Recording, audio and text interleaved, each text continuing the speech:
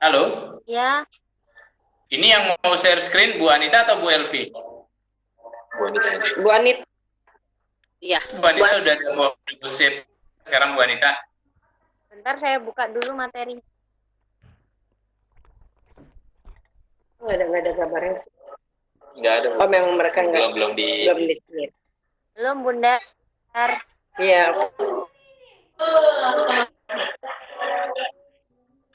yang menutup depan silakan Bapak Ibu baca dahulu sudah share di chat everyone. Bapak Ibu tidak sendiri. Sebenarnya kami sudah memulai tapi karena ada beberapa jadi mohon dimaklumi.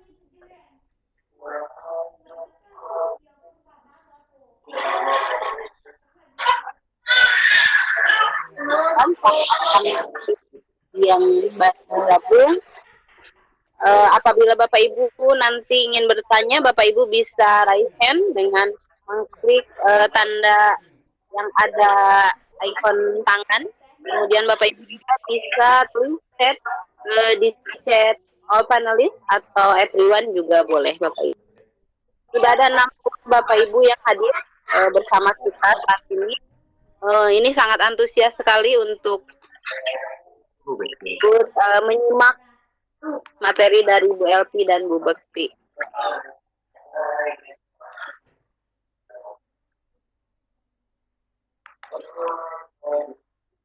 Bentar, loading. Berat. Oh, iya deh, nggak apa-apa. Hati-hati. Makasih banyak Pak ya. Oh, yuk. Yuk. Assalamualaikum. Selamat malam Bapak Ibu, Assalamualaikum warahmatullahi wabarakatuh. Kita sudah bisa mulai, bagaimana Bu Anita? Bentar Pak.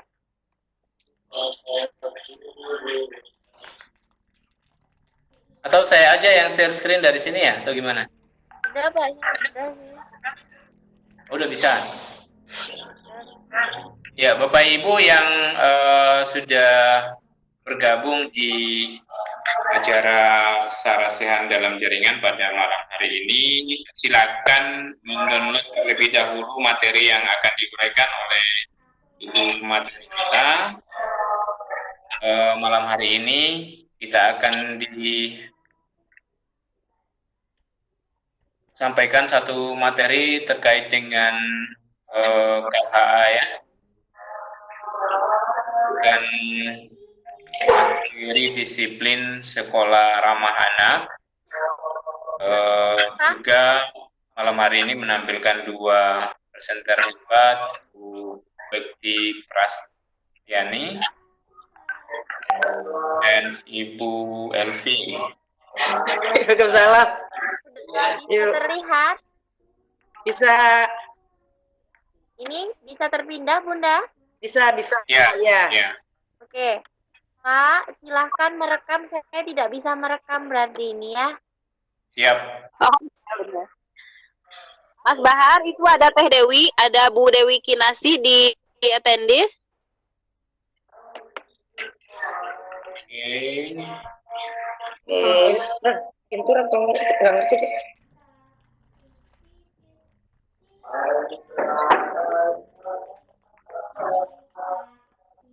Dewi Kinasih.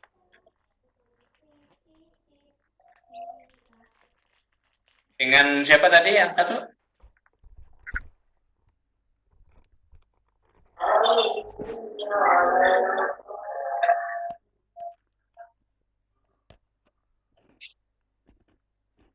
Ya, kita udah bisa mulai ya. Oh iya. Ya baik. Bismillahirrahmanirrahim. Assalamualaikum warahmatullahi wabarakatuh. Bapak Ibu partisipan Sarasehan dalam Jaringan yang sangat berbahagia kembali kita bertemu kali ini dalam rangkaian kegiatan rutin Sarasehan dalam Jaringan yang pada malam hari Pak ini. Bahar sudah terlihat. Ya, halo. Sudah terlihat Pak Bahar. Udah. Oke, lanjut 1, 2, 3. Ya. Pada malam hari ini telah memasuki episode 125 ya. Jadi sarana dalam jaringan telah memasuki edisi tayang 125.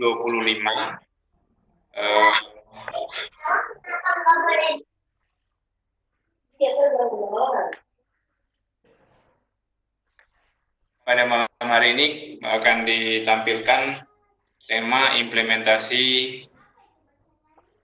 KHA, Konvensi Hak Anak dalam konteks sekolah ramah anak. Materi ini tentu sangat menarik Bapak Ibu, karena kita akan mencoba menyimak bagaimana terkait layanan yang spesial buat peserta didik kita. Barangkali materi pada malam hari ini juga akan mencoba membandingkan apa yang terjadi di negara kita dengan beberapa hasil studi banding di negara-negara tetangga, dan termasuk bagaimana sih menciptakan sekolah yang ramah anak gitu. Nah, luar biasa. Tanya pada malam hari ini, Elvi Hendrani dari Kementerian Pemberdayaan Perempuan dan Perlindungan Anak Republik Indonesia akan men-sharing kepada seluruh partisipan terkait dengan pengelolaan sekolah, dan layanan-layanan terkait bagaimana kita bisa menciptakan sekolah ramah anak. Ya, mudah-mudahan di sesi diskusi kita nanti akan berlangsung lancar, sehingga kita bisa banyak mendapatkan informasi terkait mana sih sekolah ramah anak yang sesungguhnya. Baik,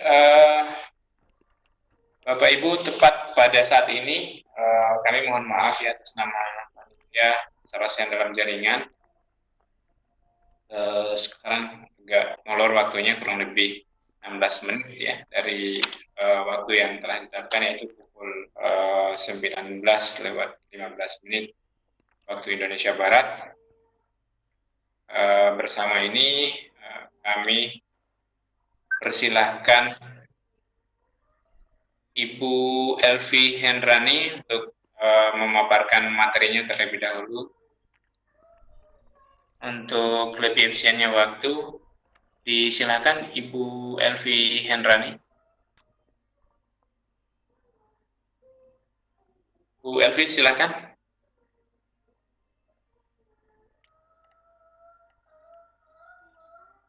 Halo, Bu Elvi. Halo. Iya. Tadi mikrofon Bu Elvi sempat termute, jadi ini saya sudah unmute. Silakan. Ya. Silakan, Bu. Halo, Pak. Sudah terdengar suara saya, Pak? Ya, suaranya udah kedengaran. Oke. Silakan, Jadi Bu. kalau boleh langsung saja ke slide yang klaster 1, Pak. Karena waktunya sangat sempit. Sambil menunggu slide klaster 1, saya ingin, karena ini kan materi utuhnya nanti Bapak Ibu sekalian bisa ambil, tetapi saya ingin hari ini mengenalkan konvensi hak anak dan bagaimana secara real diimplementasikan dalam sekolah ramah anak. Karena sekolah ramah anak sendiri adalah salah satu amanat dari, langsung ke klaster pertama Pak, lanjut terus Pak.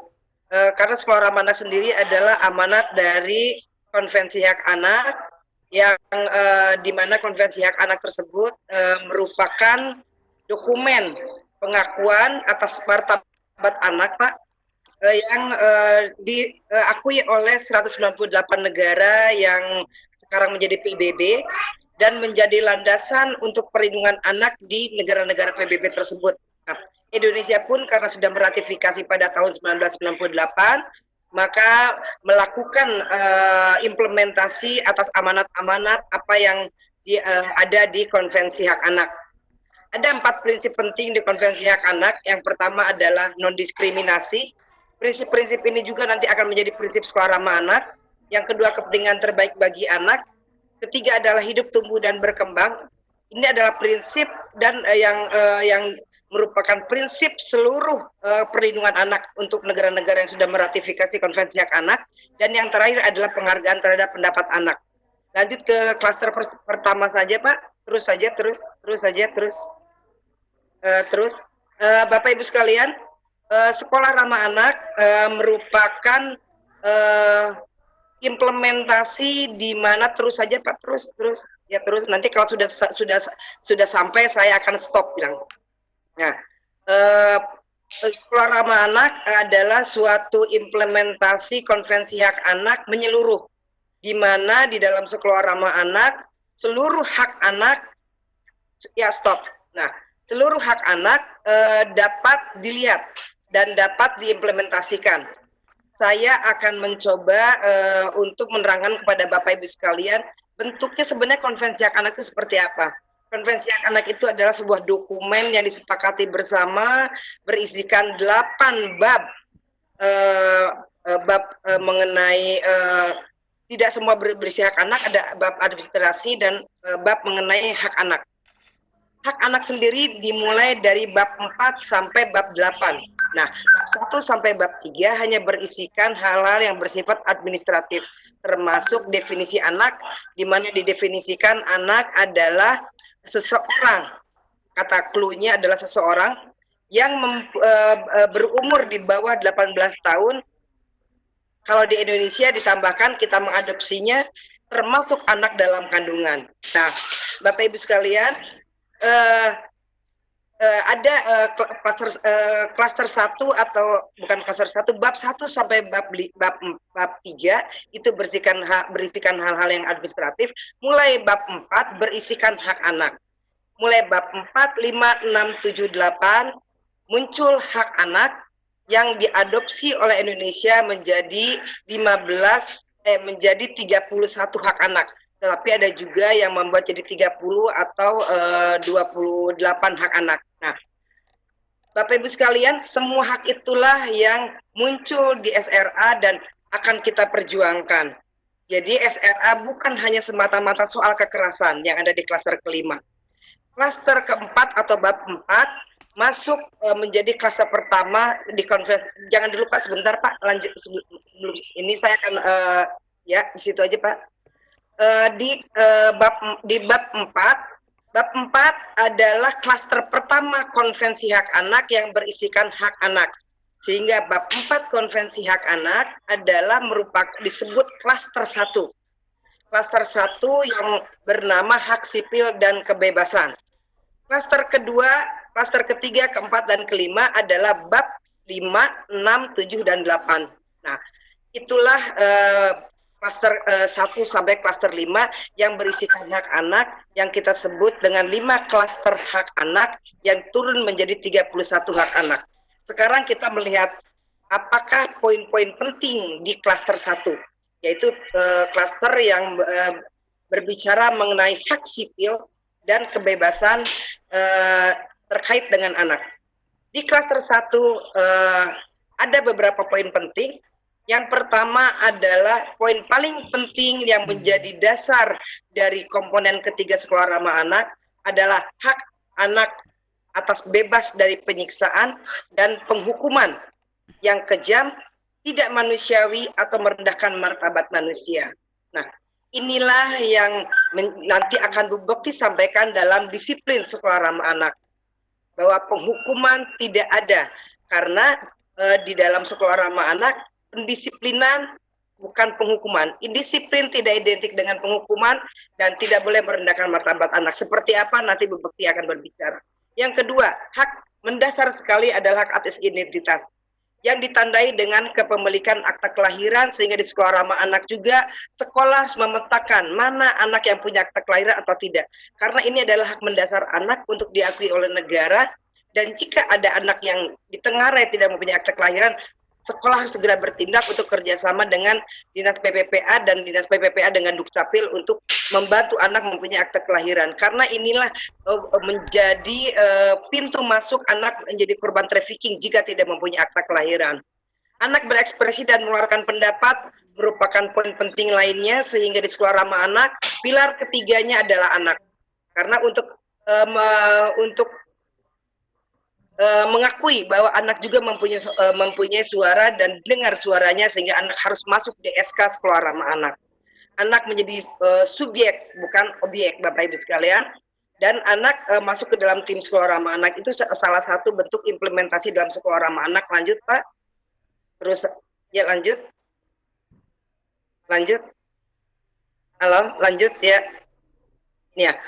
Nah ini poin penting lainnya adalah hak atas informasi yang layak. Satu-satunya hak anak yang dibatasi oleh negara adalah hak atas informasi. Anak hanya boleh mendapatkan informasi, dan sekolah ramah anak membuat pembatasan tersebut dengan adanya pembatasan gawai atau pembatasan HP yang dilakukan oleh sekolah ramah anak. Sekolah ramah anak hanya membolehkan HP pada waktu browsing pelajaran misalnya, jika memang komputer di sekolah tidak memenuhi jumlahnya. Nah, semua kontrol bahan bacaan dan sumber informasi lainnya dilakukan oleh sekolah. Ada tim hak atas perlindungan kehidupan pribadi untuk poin berikutnya. Di sini implementasinya adalah mencegah anak dibully dan mendapat stigma pada waktu anak baik menjadi pelaku ataupun menjadi korban. Karena sama, anak pelaku dan korban pun harus mendapat perlindungan. Hak berorganisasi berkumpul, hak perlindungan atas identitas, lanjut saja.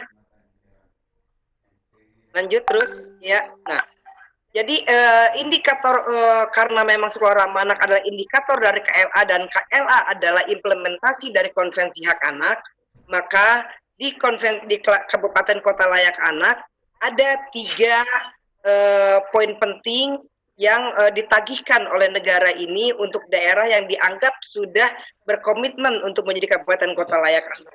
Yang pertama adalah adanya percepatan akta kelahiran, yang kedua adalah informasi layak anak, dan ketiga partisipasi anak. Itu poin penting yang harus didorong oleh pemerintah dan juga oleh sekolah ramah anak. Karena artinya jika sekolah ramah anak ada satuan pendidikan yang memang berkomitmen untuk menjadi sekolah ramah anak, maka satuan pendidikan tersebut sedang berkontribusi untuk membuat daerahnya menjadi kabupaten kota layak anak. Ya, lanjut di klaster kedua. Ya, lanjut. Ya. Klaster kedua adalah yang kalau di Konvensi Hak Anak bab 5, klaster dan menjadi klaster kedua di Konvensi Hak Anak yang berisikan hak, maka klaster kedua yang nama klasternya adalah lingkungan keluarga dan pengasuhan alternatif adalah nama klaster yang merupakan rumah pertama dan menjadi titik tolak pertama perlindungan yang paling penting untuk anak. Di mana klaster ini mengatakan, lanjut Pak, klaster ini mengatakan, lanjut, bahwa intinya di klaster ini anak tidak boleh dipisahkan dari keluarganya. Anak tidak boleh dinikahkan dalam usia anak. Anak harus masuk ke keluarga atau sistem kafalah jika memang tidak mempunyai orang tua, sehingga harus masuk kembali kepada keluarga. Ini adalah inti dari klaster kedua, dan inilah inti dari salah satu sekolah ramah anak, yaitu khususnya di komponen ke-6, Mbak. Lanjut, Pak. Di komponen ke-6 dikatakan bahwa partisipasi orang tua menjadi sangat penting, bahwa ada penyelarasan pendisiplinan dan pengasuhan yang benar di sekolah dan di orang tua. Pengasuhan di sekolah ramah anak mengadopsi di klaster ini, bahkan di sekolah ramah anak semua orang dewasa adalah pengasuh.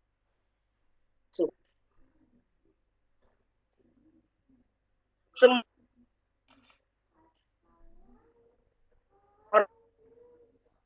orang dewasa, orang tua sekolah ramah anak, pengasuhan adalah bagaimana menumbuhkan kepekaan orang dewasa untuk melindungi anak-anaknya.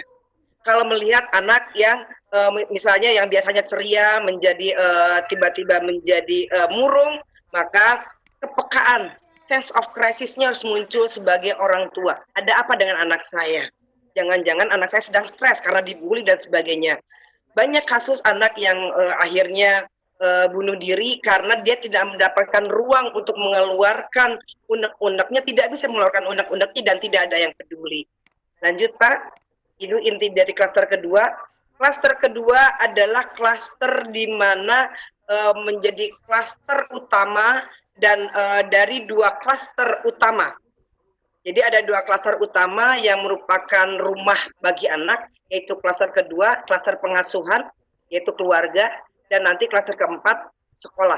Nah, dua klaster ini tidak boleh gagal. Jadi, jika gagal di rumah, di klaster pengasuhan, maka sekolah harus menutupi kegagalan ini dengan melakukan pengasuhan yang benar di sekolah. Kalau di rumah sudah gagal pengasuhannya, di sekolah gagal pengasuhannya, maka dua klaster ini sudah gagal melindungi anak-anak, anak-anak akan menjadi korban. Maka sangat penting bahwa klaster kedua adalah rumah pertama anak dan klaster keempat nanti klaster pendidikan adalah rumah kedua anak. Lanjut Pak ke klaster ketiga. Ya, terus penerapan dalam sekolah ramah anaknya ya sebentar Pak sedikit ya. Tadi sudah Pak. Lanjut Pak. Sudah lanjut Pak. Lanjut ke klaster ketiga Pak. Nah, klaster ketiga adalah klaster yang mengatakan bahwa anak harus sehat. Sehingga di Undang-Undang Perlindungan Anak pun tujuan dari perlindungan anak adalah untuk mewujudkan anak yang sehat, cerdas, ceria, berakhlak mulia, dan cinta tanah air. Artinya apa? Sehat menjadi kata pertama. Kalau anak sehat, maka anak bisa belajar dengan benar. Kalau anak sehat, maka anak bisa masuk sekolah setiap hari. Kalau anak sehat, maka bisa berpikir dengan benar. Maka kalau anak sehat, semua berawal dari kesehatan. Sehingga klaster ini juga menjadi klaster dasar bagi seluruh anak dan dikawal oleh negara dalam bentuk berbagai macam program. Di sekolah ramah anak, untuk klaster ketiga, pengawalannya dilakukan sebagai berikut. Lanjut Pak. Terus saja Pak. Terus, ya terus. Ya terus Pak. Yang diimplementasinya. Nanti silakan Bapak Ibu sekalian. Ini sebagai bahan baca. Terus saja. Terus Pak. Ya. Sebelumnya Pak. Slide sebelumnya. Satu slide sebelumnya. Ya. Nah, penerapan dalam sekolah ramah anak banyak sekali. Kita melihat banyak sekali program berbasis sekolah yang terkait dengan kesehatan. Ada UKS, PABS, kebersihan lingkungan sekolah, green school atau sekolah adiwiyata, kantin sehat, pengajajan anak sekolah, sekolah inklusif. Nah, dan di sekolah ramah anak, semua sekolah ramah anak saya berharap bahwa dapat bekerja sama dengan puskesmas ramah anak. Jadi semua sekolah ramah anak tanyakan kepada DP3A-nya apakah di mana sekolah puskesmas ramah anak atau puskesmas yang terdekat dengan sekolah. Ada program kawasan sekolah tanpa asap rokok, sekolah tanpa nafsa, memastikan sarana prasarana tidak membahayakan. Ini penerapan dalam sekolah ramah anak. Airnya mengalir, sanitasi lingkungan sehat, lingkungan indah, asri, penghijauan, ada PIK-R. Sekolah penerapan dalam sekolah ramah anak, di mana klaster ketiga mengawal kesehatan anak. Lanjut Pak. Tagihan dalam Kabupaten Kota Layak Anak berbicara bagaimana prevalensi gizi anak, bagaimana berbicara pemberian makanan tambahan buat balita, dan bagaimana Vaskes dengan pelayanan ramah anak dapat dilakukan, serta air minum dan sanitasi. Ini semua kan bisa dilihat di sekolah juga. Tidak adanya iklan, promosi, dan sponsor rokok. Mengapa barangkali Bapak Ibu sekalian masih ingat tentang Jarum dulu. Jarum yang tahun lalu sempat ribut, karena memang dalam Kabupaten Kota layak anak. Dalam klaster kesehatan dikatakan salah satu indikator bahwa kabupaten kota itu menjadi layak jika tidak ada semua yang berkaitan dengan rokok, apalagi sampai dipublikasikan. Iklan itu menjadi sangat penting karena iklan merupakan pemicu anak untuk menjadi perokok. Nah, inilah beberapa indikator dalam kabupaten kota layak anak, di mana juga sekolah ramah anak mendukung klaster kesehatan. Lanjut, Pak. Klaster keempat adalah merupakan klaster di mana anak mendapatkan rumah keduanya. Klaster keempat atau bab ke-7 dari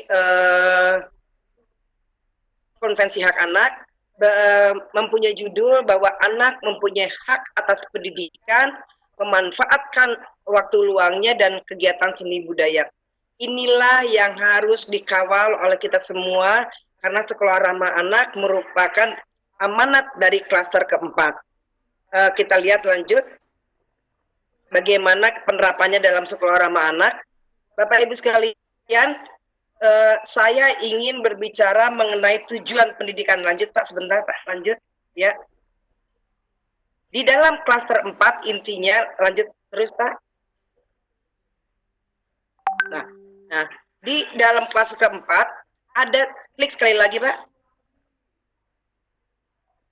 Ya, ada tujuan pendidikan. Tujuan pendidikan inilah yang harus kita capai dalam lembaga pendidikan. Ini harus masuk, tujuan pendidikan harus masuk dalam Undang-Undang Sisdiknas seharusnya. Tetapi mengapa tujuan pendidikan seperti ini tidak masuk dalam Undang-Undang Sisdiknas? Karena Bapak Ibu sekalian, kita atau Indonesia meratifikasi Konvensi Hak Anak pada tahun 1998 pada waktu presidennya Soeharto.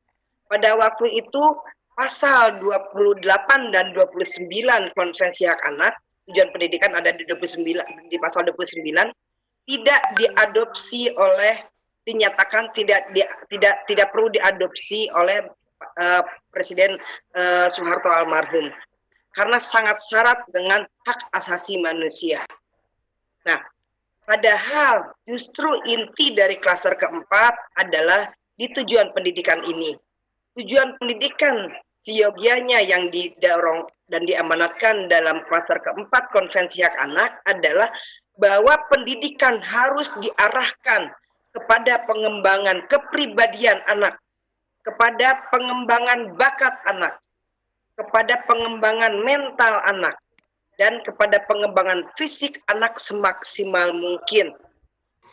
Dan lembaga pendidikan harus mengajarkan anak untuk menghormati orang tua, menghormati budaya, menghormati bahasa, termasuk bahasa ibu dan bahasa nasional, menghormati nilai-nilai dan tahapan peradaban yang berbeda. Jadi bukan anak sekarang banyak sekali yang melecehkan yang di luar di luar budaya mereka, atau misalnya orang-orang tua karena gaptek, karena dianggap tidak smart dan sebagainya, karena memang berbeda masanya. Nah, dan yang terakhir adalah cinta tanah air. Kemarin saya baru menghadiri deklarasi sekolah ramah anak di Bekasi. Saya melihat dan menegur beberapa orang anak-anak di belakang yang pada waktu menyanyikan Indonesia Raya, mereka tidak menyanyikan, mereka bersenda gurau, tidak menyanyikan boro-boro dengan sikap sempurna. Karena apa? Karena cinta tanah airnya sangat tipis sekali. Nah, ada gap, ada yang belum dilaksanakan di amanat di klaster 4, khususnya mengenai tujuan pendidikan ini. Sehingga pada waktu tujuan pasal 28 dan 29 yang diadopsi secara utuh oleh Indonesia pada tahun 2005, tetapi Undang-Undang Sisdiknas muncul pada tahun 2003, maka saya berharap kita semua mendorong Kemendikbud, sekarang sedang ada revisi Undang-Undang Sisdiknas, untuk memasukkan tujuan pendidikan dan pasal 28, mohon maaf Pak, yang slide sebelumnya, pasal 28, mengenai pendisiplinan Ya, bentar, bukan. Terus yang terus bukan bukan setelah Pak. Terus lanjut. Terus lanjut. Nah, ini oke. Nah, sebentar. Balik ke yang barusan, balik yang satu lagi, Pak. Ya, ini. Nah, ini adalah pasal 28. Kalau tadi pasal 29 berisikan tujuan pendidikan yang kami berharap dapat didorong bahwa anak tidak hanya sesuai tujuan pendidikannya dengan konvensi hak anak, bahwa anak tidak hanya cerdas saja, didorong untuk cerdas saja, tetapi justru tadi dengan tujuan-tujuan pendidikan tadi mendorong ke arah mental, bakat, kepribadian. Dan satu lagi di pasal 28 bahwa disiplin di sekolah dilaksanakan dengan cara yang sesuai dengan martabat anak dan konvensi hak anak. Pasal 28 mengatakan bahwa pendisiplinan di sekolah ramah anak harus melihat martabat anak. Nah, jadi Bapak Ibu sekalian, inilah dua pasal yang belum diadopsi pada waktu zaman Soeharto, dan tapi baru diadopsi pada waktu presidennya SBY pada tahun 2005, yang harus kita dorong menjadi masuk ke dalam undang-undang Sisdiknas agar pendisiplinan Kemendikbud bisa mengawal pendisiplinan yang bermartabat dan sesuai dengan konvensi hak anak, serta tujuan pendidikan bisa masuk ke dalam undang-undang Sisdiknas. Ya, lanjut Pak. Ya, lanjut ya. Hal yang lain yang ada di sekolah ramah anak adalah, lanjut Pak, ya lanjut. Bagaimana sekolah juga tidak mengurangi hak anak untuk memperoleh pendidikan dalam proses pendisiplinannya. Bagaimana contohnya? Misalnya, pada waktu anak telat, banyak sekali praktek di mana hak anak untuk mendapatkan pendidikan dikurangi waktunya oleh sekolah dalam bentuk mengambil sampah, dalam bentuk duduk di musola menghafalkan ayat, dalam bentuk lain-lain.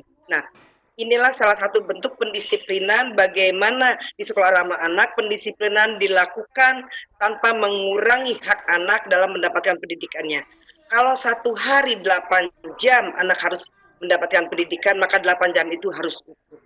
Nah, di dalam penerapan sekolah ramah anak, klaster keempat, banyak sekali penerapannya, di mana sekolah harus menjadi rumah kedua bagi anak, garda terakhir penyelamat anak. Jika klaster kedua atau rumah pertama anak tidak mampu melindungi anak, anak di rumah di stigma, anak nakal, anak bandel, dan sebagainya, tidak mendapat perlindungan orang tua, bekerja, dan sebagainya. Bapak Ibu sekalian, ada 5 kelompok anak yang harus mendapatkan perhatian lebih jika itu ada di sekolah Bapak Ibu sekalian. Siapa saja mereka? Yaitu yang pertama adalah anak yang kedua orang tuanya bercerai. Kedua adalah anak yang kedua orang tuanya bekerja. Anak yang hanya tinggal dengan neneknya. Anak dari kelompok miskin dan anak dari komunitas atau kelompok-kelompok rentan lainnya. Nah, Bapak Ibu sekalian, perhatian lebih harus diberikan kepada mereka karena mereka masuk ke dalam kelompok rentan. Kelompok rentan apa? Kelompok rentan di mana anak menjadi pelaku kekerasan atau menjadi korban kekerasan. Nah, dan sekolah atau madrasah atau satuan pendidikan adalah rumah kedua, sehingga harus lebih aware terhadap 5 kelompok anak tersebut. Anak menjadi subjek bukan objek, sehingga anak harus dengar suaranya, sehingga dalam proses pendisiplinan komunikasi menjadi sangat penting. Komunikasi untuk menyadarkan anak, prosesnya komunikasi, kepercayaan. Anak dilibatkan dalam proses pendisiplinan pada waktu mencari solusi untuk masalah yang mereka kesalahan yang mereka lakukan. Nanti Bu Bakti akan berbicara. Menghargai, memenuhi, dan melindungi hak anak, mencapai tujuan pendidikan, menerapkan prinsipnya tadi, yang prinsip KHA tadi, non diskriminasi, kepentingan terbaik bagi anak, memperhatikan tumbuh kembang anak, partisipasi anak, dan memenuhi pembelajaran dengan pembelajaran yang menyenangkan. Memenuhi komponen ketiga sekolah ramah anak itu proses pembelajaran yang menyenangkan dan pendisiplinan sekolah ramah anak. tidak mengurangi hak anak untuk memperoleh pendidikan. Pada waktu proses pendisiplinannya, disiplinnya harus, tapi tidak boleh dengan cara kekerasan dan merendahkan martabat anak, mencegah anak putus sekolah, orang dewasa menjadi teladan, anak dilibatkan dalam kegiatan untuk mendukung seni budaya, dan waktu istirahat anak diperhitungkan dengan kegiatan yang dilakukan pada waktu istirahat tersebut. Contoh, pada waktu istirahat makan siang, anak juga misalnya harus untuk sholat zuhur bersama. Maka khususnya untuk anak perempuan, mereka memerlukan waktu lebih lama untuk wudhu, untuk sholat, dan sebagainya. Sehingga pada waktu ada sholat zuhur bersama, maka waktu istirahatnya tolong diperhatikan supaya jangan sampai anak yang sholat mendapatkan waktu istirahat yang sangat sempit, sehingga makan harus terburu-buru sehingga bisa tersedak dan sebagainya. Nah, inilah beberapa penerapan dalam sekolah ramah anak, dan yang paling penting adalah bahwa sekolah menjadi garda terakhir dalam penyelamat anak harus dilakukan dalam sekolah ramah anak. Sense of crisis, bagaimana awareness, bagaimana menumbuhkan kepedulian terhadap anak agar anak tidak menjadi korban menjadi sangat penting dalam mengimplementasikan klaster keempat atau klaster pendidikan dan pemanfaatan waktu luang serta budaya di konvensi hak anak ini. Lanjut Pak, kita ke lanjut. Ya, indikator di dalam KLA hanya ada 3, Bapak Ibu sekalian, yaitu wajib belajar 12 tahun. Semua sekolah ramah anak memastikan tidak ada anak yang putus sekolah. Jika ada anak yang karena disiplin atau tata tertib di sekolah masih memunculkan bahwa misalnya anak harus dikeluarkan, maka harus dicarikan solusi lain agar anak tidak putus sekolah. Yang kedua adalah sekolah ramah anak. Ya, sekolah ramah anak merupakan indikator ke-19 dalam Kabupaten Kota Layak Anak dengan nilai terbesar dari seluruh indikator yang ada di Kabupaten Kota Layak Anak, yaitu nilainya 75. Yang ketiga adalah adanya pusat kreativitas anak, di mana pusat kreativitas anak merupakan tempat di mana anak-anak sepulangnya sekolah, mereka memanfaatkan waktu luangnya dalam tempat yang terlindungi. Lanjut, ya. Kita ke dalam Bapak Ibu sekalian, sebelum saya ke klaster kelima, klaster 1 sampai klaster 4 yang tadi hak sipil, pengasuhan, kesehatan, pendidikan adalah 4 klaster pencegahan. Kami sebut dengan 4 klaster pencegahan karena 4 klaster tersebut harus dipenuhi jika anak tidak ingin masuk ke dalam klaster kelima, yaitu anak menjadi korban dalam klaster kelima yang disebut perlindungan khusus, sehingga memerlukan perlindungan khusus. Nah, Bapak Ibu sekalian, klaster 1 sampai 4 harus dipenuhi karena kalau sudah masuk ke dalam klaster perlindungan khusus, maka dari segi biaya, dari segi waktu dan sebagainya sangat banyak sekali yang harus dikorbankan. Tetapi tidak menampik, tidak ada satupun tempat di mana ada zero kasus. Kemarin kita banyak mendengar akhir-akhir ini, banyak mendengar bahkan di beberapa sekolah yang sudah mempunyai papan nama sekolah ramah anak, ada beberapa kasus kekerasan misalnya. Bahkan yang terakhir kemarin ada 10 anak yang harus hanyut karena kelalaian pengelola pramukanya.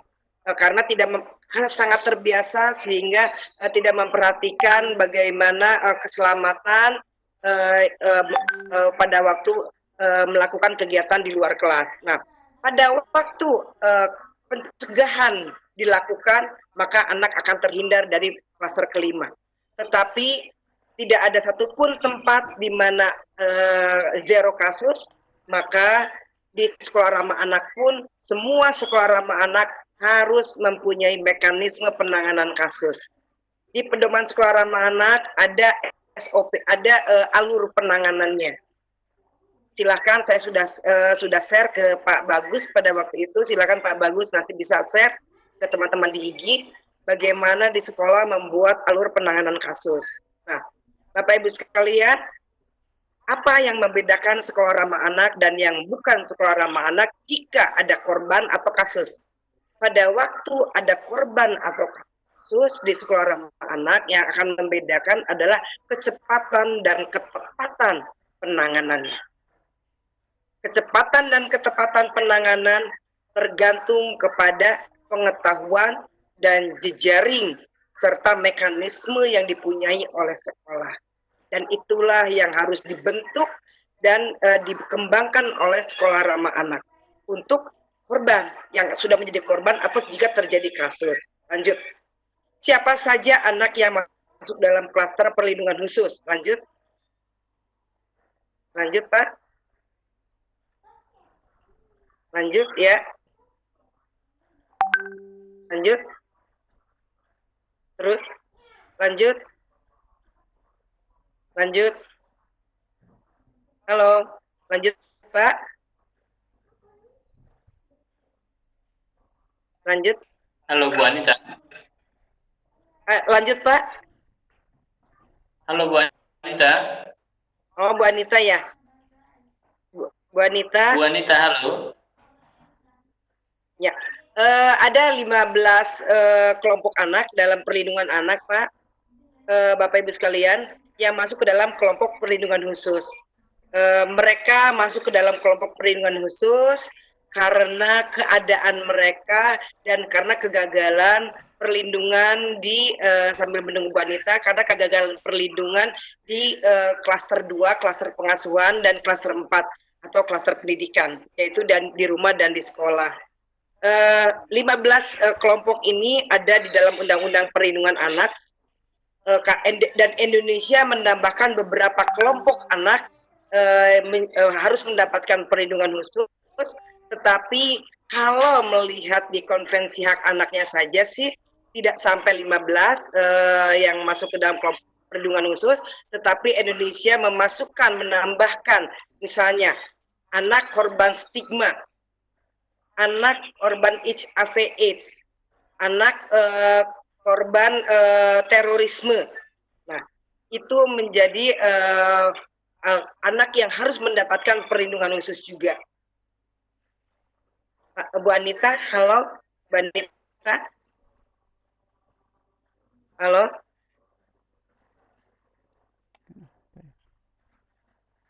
Ya, halo, Bu Anita.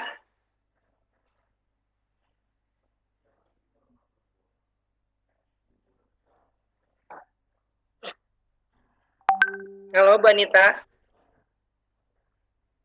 Halo. Nah, bagaimana bentuk untuk implementasinya? Pertama adalah bagaimana sekolah ramah anak melindungi. Halo, lanjut. Ya, terus. Nah, ini. Ya, yang sebelumnya, Pak. Yang sebelumnya. Slide sebelumnya. Ya. Nah, Bapak Ibu sekalian, ini adalah tambahan anak yang dilindungi juga di Undang-Undang Perlindungan Anak. Selain coba lihat slide sebelumnya, Pak. Nah, ini anak yang korban kekerasan, anak situasi darurat, anak pengungsi dan sebagainya, anak korban nafsa, anak korban eksploitasi seksual, penculikan dan sebagainya. Lanjut, Pak. Lanjut. Ya, ini adalah tambahan di Undang-Undang 35 tahun 2014 tentang perlindungan anak, di mana anak yang menjadi korban pornografi juga mendapat perlindungan khusus. Anak korban HIV/AIDS, anak korban jaringan terorisme, anak penyandang disabilitas, anak korban perlakuan salah dan penelantaran. Anak korban perlakuan salah adalah anak yang karena ketidaktahuan orang dewasa, mereka diperlakukan sehingga mereka mendapatkan trauma atau merasa sedih dan sebagainya. Misalnya anak yang dipermalukan di depan teman-temannya, dihukum di depan teman-temannya misalnya. Ini adalah salah satu contoh bagaimana anak korban perlakuan salah. Anak korban penelantaran, anak dengan anak dengan perilaku sosial menyimpang, termasuk LGBT, anak korban stigmatisasi. Nah, Bapak Ibu sekalian, jika di sekolah kita ada anak-anak yang menjadi pelaku maupun korban bentuk-bentuk perlindungan khusus seperti ini, maka sekolah harus segera bergerak untuk melindungi, karena dalam perlindungan anak, pelaku maupun korban harus sama-sama dilindungi, karena pelaku pun disebut korban. Karena apa? Karena mereka melakukan karena ketidaktahuan dan karena itu yang mereka tahu. Misalnya, mereka melakukan kekerasan, mereka melakukan pornografi. Karena apa? Karena ujung-ujungnya adalah kesalahan dari orang dewasa. Siapa orang dewasanya? Dari mulai orang tua maupun orang tua di sekolah. Dua rumah tadi. Nah, Bapak Ibu sekalian, inilah bentuk perlindungan yang harus dibuat dalam mekanisme pengaduan untuk anak-anak yang masuk ke dalam kelompok-kelompok perlindungan khusus, termasuk anak yang menjadi korban stigmatisasi. Di dalam sekolah ramah anak, dalam untuk perlindungan khusus, maka sekolah harus berjejaring dengan lembaga layanan, seperti misalnya P2T, P2A, unit perlindungan perempuan dan anak, pusat pelayanan terpadu, dan sebagainya. Semuanya silahkan berkoordinasi untuk jejaring ini dengan Dinas Perlindungan Anak. Dengan Dinas Perlindungan Anak supaya jika ada kasus, maka dapat segera ditangani secara benar jika memerlukan jejaring. Tetapi untuk penanganan kasus di sekolah ramah anak harus diupayakan dulu di internal. Jika internal tidak mampu, barulah dapat melakukan permintaan dengan jejaring, termasuk dengan puspaga. Nah, demikian barangkali Bapak Ibu sekalian singkatnya pengenalan mengenai Konvensi Hak Anak. Apa saja lanjut Pak yang implementasi dalam sekolah ramah anak dan dalam KLA, yaitu yang pertama adalah adanya mekanisme pengaduan tertulis atau penanganan kasus di sekolah. Ini yang harus jelas, bukan saya kemarin dengan Bu Bekti dan aspirasi adalah wadah para fasilitator nasional sekolah ramah anak melakukan audiensi ke Menko PMK dan disampaikan bahwa Kemendikbud dan beberapa kementerian lembaga lainnya sedang membuatkan early warning system untuk kekerasan di sekolah. Ada kekhawatiran dari kami pada waktu early warning system ini berbentuk pencetan atau berbentuk bel yang anak bisa mencet, terus ada early warning seperti seperti bencana. Kami khawatir jika itu dilakukan maka banyak sekali dampak-dampak yang dapat negatif yang dapat diperoleh oleh anak maupun oleh sekolah. Jadi nanti kami berharap bahwa dalam pembahasannya kami dapat diundi. Dan kalaupun ada early warning sistemnya tidak berbentuk seperti itu. Kalau bencana oke, silahkan. Tapi pada waktu kasus di sekolah, early warning sistemnya disamakan dengan bencana, menurut kami itu agak terlalu riskan untuk dilakukan. Indikator dalam kabupaten kota layak anaknya adalah adanya korban kekerasan dan penanganan korban kekerasan dan eksploitasi, korban pornografi dan situasi darurat, bagaimana untuk penanganan penyandang disabilitas, anak berhadapan dengan hukum, terorisme dan stigmatisasi.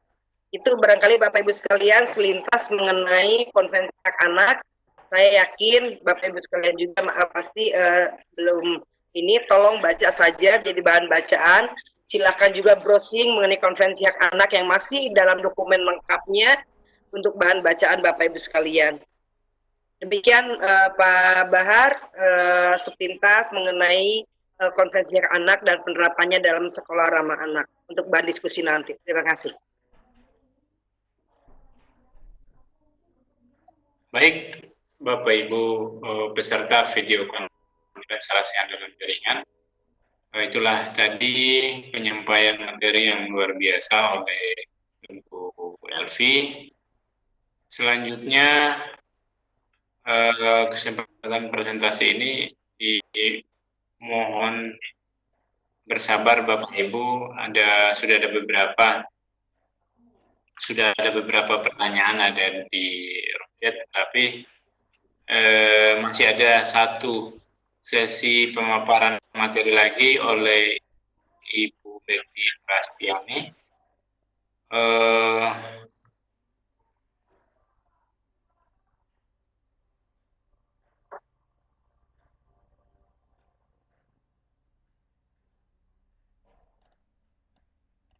Halo, Assalamualaikum Bu Bekti. Ya, saya di-unmute dulu mikrofonnya Bu, mohon maaf itu ada yang gambar mikrofon masih berwarna merah, diklik dulu sampai dia berubah menjadi warna hitam. Oke, sudah Pak. Ibu Bekti, karena ya. Halo, Assalamualaikum Bu Bekti.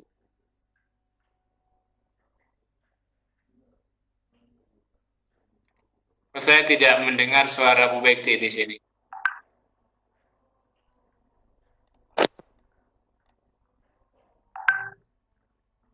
Halo, Assalamualaikum Bu Bekti.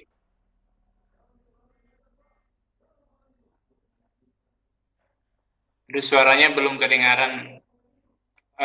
Teman-teman lain bisa mendengar nggak ini? Belum Pak, belum ada audionya Pak. Iya, Bu Bekti audionya belum kedengaran di sini.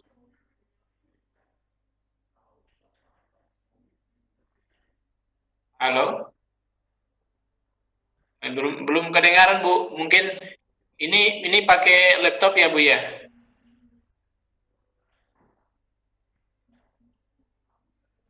Suaranya belum kedengaran di sini Bu. Barangkali headsetnya ada masalah atau gimana gitu.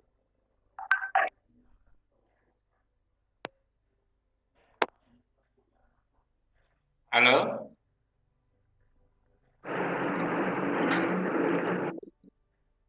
Ambilkan headset Ya, di... halo Bu Bekti. Halo? Ya, Halo? udah kedengaran. Sudah, iya.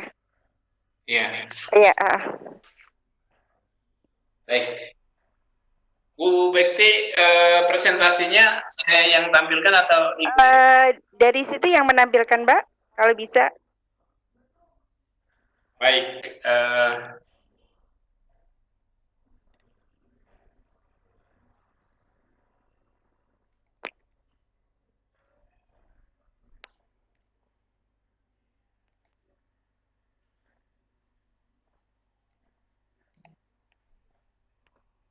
Materinya, mohon maaf, disiplin SRA ya? Ya, disiplin SRA, iya.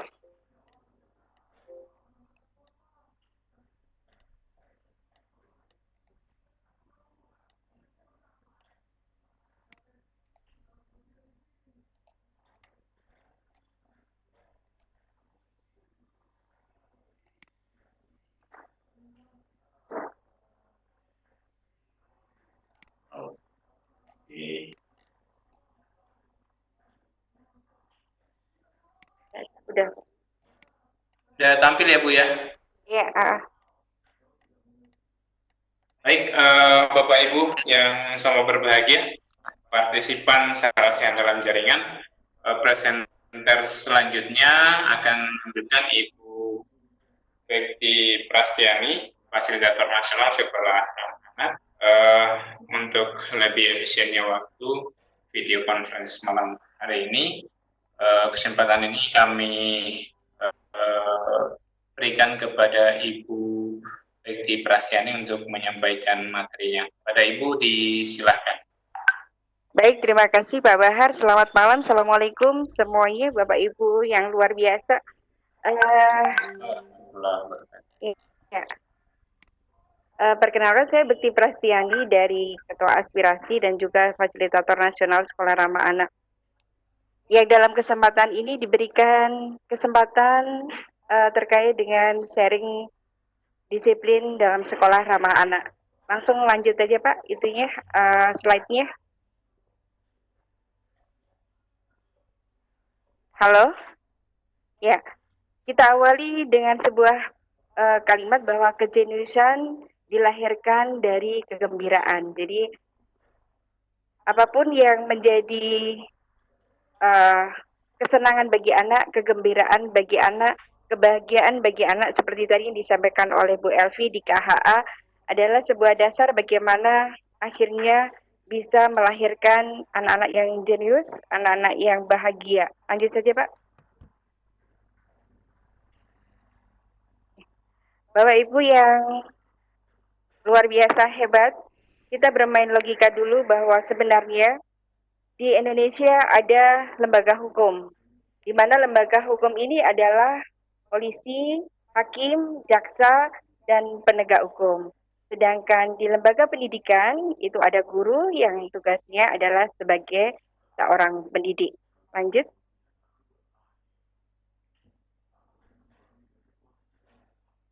Pada malam hari ini kita akan berbicara bagaimanakah bentuk disiplin di sekolah ramah anak. Apakah harus terus berbuka ramah, tidak boleh marah, atau anak-anak dibiarkan saja apa maunya. Ini sering sekali kita temui di semua satuan pendidikan, baik yang pada tahapan mau menjadi sekolah ramah anak ataupun yang sudah akan mampu menjadi sekolah ramah anak. Karena pada tahapan di sekolah ramah anak itu adalah mau, mampu, dan maju. Di tahapan mau itu adalah ditandai dengan adanya deklarasi, SK, kemudian adanya kebijakan. Kemudian di tahapan mampu, yang inilah yang kemudian ada salah satu komponen di sekolah ramah anak yang menyatakan bahwa, belum Pak, belum sampai di situ. Ya, yang menyatakan bahwa setiap satuan pendidikan harus ramah kepada anak di saat kegiatan pembelajaran, di saat KBM maupun di luar kelas. Bagaimana di sekolah ramah anak itu kemudian tidak boleh adanya hukuman dan sanksi yang tadi sudah disampaikan oleh Bu Elvi di KHA, yaitu bahwa setiap anak itu kemudian tidak boleh direndahkan harkat dan martabatnya. Lanjut. Nah, di sini ada kemudian, lanjut Pak. Kemudian ada mitos dan fakta hukuman. Lanjut. Ada beberapa hal yang menyatakan bahwa hukuman fisik adalah cara yang paling baik dalam mendisiplinkan anak. Metode yang lain itu tidak bisa memberikan dampak sebaik itu. Mungkin kita semuanya sebelum mengenal dari KHA, sebelum mengenal SRA akan setuju dengan pernyataan ini. Tetapi faktanya adalah hasil penelitian menunjukkan bahwa hukuman fisik berdampak negatif pada perkembangan anak. Sebaliknya, hasil penelitian juga menunjukkan bahwa pendekatan dengan disiplin positif tanpa hukuman mendorong berkembangnya kedisiplinan diri anak. Hal ini sangat sesuai sekali dengan ilmu yang sering kali kami sampaikan, yaitu terkait dengan ilmu neuroscience. Setiap anak yang mendapatkan penekanan, yang mendapatkan rasa dipermalukan, mendapatkan rasa sedih ataupun dibuat marah dan kecewa, detak jantung anak-anak kita itu akan berdetak lebih kencang. Mungkin kita sebagai orang dewasa juga akan merasakan hal yang sama. Kalau kita sedang tertekan, kemudian kita ingin marah atau kecewa, detak jantung kita semakin berdetak lebih kencang, sehingga hormon yang terjadi pada tubuh manusia adalah hormon kortisol dan adrenalin. Fungsi dari hormon kortisol dan adrenalin adalah memperbesar otak bagian batang reptil, yang mana fungsi dari otak batang reptil ini adalah ada dua, melarikan diri dari masalah atau menyerang. Nah, disinilah kemudian kalau anak sering dihukum, anak akan sering mendapatkan tekanan, baik secara fisik maupun secara verbal, sehingga anak akan berdampak negatif. Hal ini biasanya bisa dikatakan bahwa anak dalam hal resentment, kemudian bisa jadi menjadi rebellion, kemudian revenge dan retreat, yaitu adanya kemarahan, kemudian dia sebagai pemberontak, kemudian dia sebagai orang yang suka membalas dendam, atau mencari peluang bagaimana untuk menghindar atau bersembunyi dari sebuah kesalahan. Yang kedua, hukuman mengajarkan ketaatan dan rasa hormat. Itu adalah dulu mungkin kita sebelum mengenal adanya SRA. Di faktanya, dengan hukuman, anak hanya akan merasakan hal yang bahwa benar-benar dia taat ketika diawasi. Padahal ketaatan yang sesungguhnya yang sangat penting kita akan inginkan pada anak-anak ataupun pada diri kita sebenarnya adalah ketaatan yang berdasarkan dari sebuah kesadaran. Lanjut, Pak. Yang ketiga, di ujung rotan ada emas. Dulu pada saat kita sekolah, mungkin masih kita menemukan bahwa ada banyak guru yang menggunakan penggaris kayu. Kemudian pada saat kita ngaji, kiai kita mungkin juga sama melakukan hal tersebut jika kita kemudian tidak melakukan perilaku yang sesuai dengan beliau inginkan, beliau harapkan, biasanya kita akan mendapatkan pukulan. Memang benar bahwa prinsip yang digunakan orang tua kita dulu untuk mendidik. Namun hasil penelitian menunjukkan tindakan kekerasan membawa dampak psikologis yang panjang hingga anak dewasa. Hal ini menghasilkan budaya kekerasan yang berlangsung terus-menerus dan turun-menurun sehingga seperti rantai yang tidak akan pernah terputus. Hal ini bisa kemudian kita jabarkan. Memang iya, pada zaman dulu memang kita pada saat tidak bisa ngaji, pada saat kita tidak bisa melakukan perbuatan yang baik, ya kita akan dipukul. Tetapi apakah dasar pemukulan itu sama dengan dasar pemukulan kita saat ini? Itu menjadi sebuah pertanyaan besar. Mungkin pada saat dulu memang dari hati bahwa benar-benar kita ingin menjadi anak yang baik, menjadi anak yang penghafal Quran dengan tujuan kita menjadi seperti yang diharapkan. Tapi kemudian pertanyaannya, sekarang kita melakukan sebuah kekerasan, apakah ingin bertujuan murni karena kita ingin, apa karena adanya sebuah emosi? Nah, di sini dikaitkan lagi dengan tadi yang saya sampaikan di ilmu neuroscience, setiap hal yang membuat anak detak jantungnya keras akan mengakibatkan batang reptilnya menjadi lebih besar. Berbeda pada saat kita kepada anak lebih pada rasa kasih sayang, rasa cinta, rasa menghargai. Anak akan merasakan detak jantungnya normal, kemudian hormon yang terjadi pada tubuh adalah hormon endorfin dan serotonin yang fungsinya adalah memperbesar otak bagian korteks, yaitu otak berpikir bijaksana. Nah, ada lagi bahwa hukuman adalah sebuah bentuk kasih sayang. Anak yang kukasihi, kuhajar, dan kudidik. Apakah iya? Apakah pada saat kita menghajar, apakah kita saat memukul anak, itu kita mempunyai rasa kasih sayang? Itu adalah juga sebagai pertanyaan kita sebagai orang dewasa. Pada saat kita berbicara, bodoh. Pada saat kita berbicara, seperti ini saja kamu nggak bisa. Kamu lebih baik dari kakakmu, kamu lebih baik dari temanmu.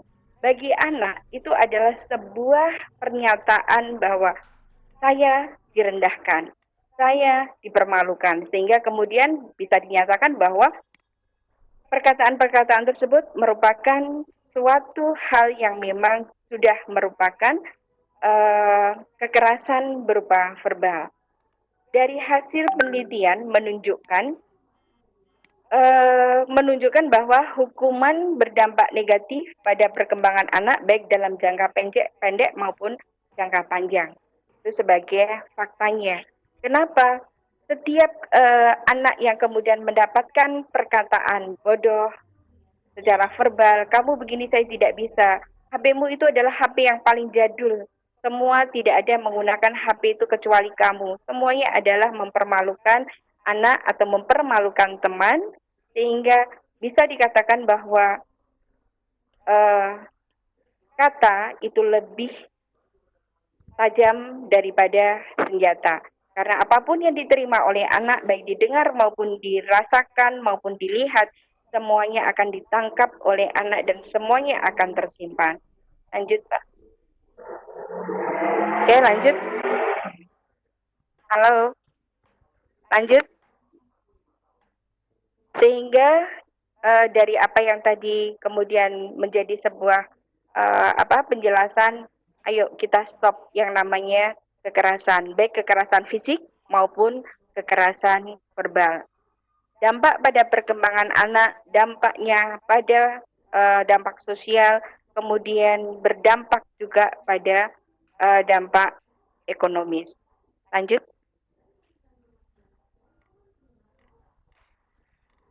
Ini tadi yang saya sampaikan sesuai dengan apa yang ada di ilmu neuroscience, kerusakan otak anak akibat kekerasan yang dialami oleh anak. Lebih dari 10 triliun sel otak yang kemudian kekerasan dan peristiwa traumatik itu menimbulkan sinap-sinap negatif dalam memori yang akan terus kemudian membuat hidup anak itu perkembangannya atau tumbuh kembangnya menjadi terhambat. Jadi kenapa kemudian ini juga menjadi hak bagi anak, karena setiap anak mempunyai hak untuk tumbuh dan berkembang. Seperti di dalam sekolah ramah anak, hak yang kedua adalah hak tumbuh kembang. Di saat kita sering memberikan kekerasan pada anak, baik itu kekerasan fisik maupun kekerasan verbal, begitu pula berarti kita tidak menghargai hak anak dalam hak tumbuh kembang. Memberikan pembandingan saja kepada anak, itu sama halnya kita tidak menghargai hak anak di dalam bertumbuh dan berkembang. Di sini satu bentakan makian mampu membunuh lebih dari 1 miliar sel otak. Satu pukulan subitan kemudian membunuh lebih dari 10 sel otak. Jika kemudian adanya pujian, adanya pelukan, kasih sayang, maka kecerdasan akan semakin meningkat. Seperti tadi saya sampaikan bahwa karena rasa yang nyaman, kemudian detak jantungnya normal, detak jantungnya berdetak normal, sehingga hormonnya adalah kortisol dan endorfin dan serotonin, sehingga akan membuat lipatan-lipatan neokorteks semakin banyak, semakin besar, dan akhirnya anak-anak kita bisa berpikir dengan bijaksana. Itulah harapan kita semuanya bahwa setiap anak akan bertumbuh dan berkembang sesuai dengan semua harapan orang tua, menjadi anak-anak yang baik, menjadi anak-anak yang berkarakter, menjadi anak-anak yang solih dan solihah. Lanjut.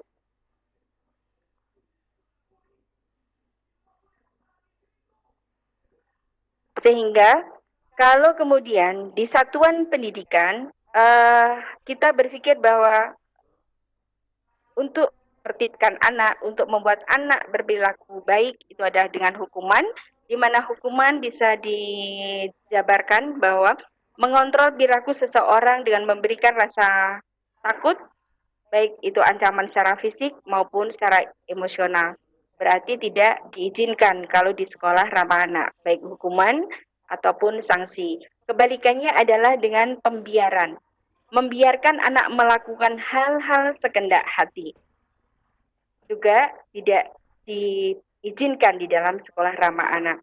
Biasanya di slide ini sering kali kita menjumpai bahwa sekolah pada tahapan mau untuk sekolah ramah anak seringkali menanamkan membuat pernyataan bahwa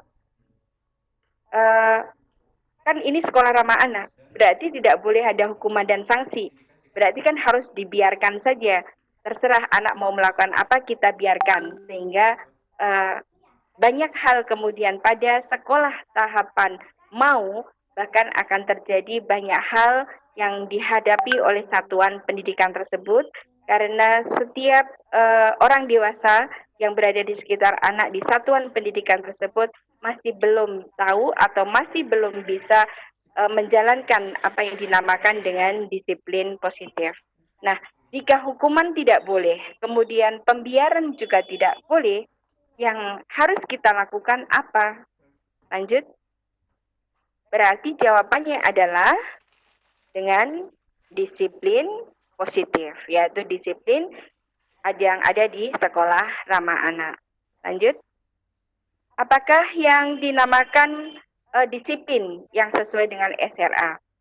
Disiplin sekolah ramah anak adalah suatu cara pembinaan tanpa merendahkan martabat anak dan tanpa kekerasan, baik kekerasan secara fisik maupun kekerasan secara verbal. Nah, di sini juga ditambah bahwa setiap apapun yang dilakukan dengan disiplin positif yang diawali dengan dan konsekuensi juga harus sesuai dengan pemahaman anak. Lanjut. Lanjut. Kalau kemudian kita secara logika, seperti tadi pada slide, namanya pihak hukum dan mana yang dinamakan dengan pendidik. Anak 0 sampai kurang 18 tahun, yang mana kurang sesuai dengan apa yang diharapkan oleh orang dewasa, belum dianggap sebagai sebuah kejahatan, tetapi masih dianggap sebagai sebuah kesalahan. Jika kemudian ada kejahatan, yang bertindak adalah aparat penegak hukum, jadi dihukum. Tetapi kalau anak kemudian melakukan sebuah kesalahan, berarti tugas kita sebagai orang dewasa di sekitar anak adalah meluruskan dan menyadarkan. Lanjut. Nah, kemudian apa sih disiplin positif itu? Disiplin positif bisa kemudian kita rumuskan.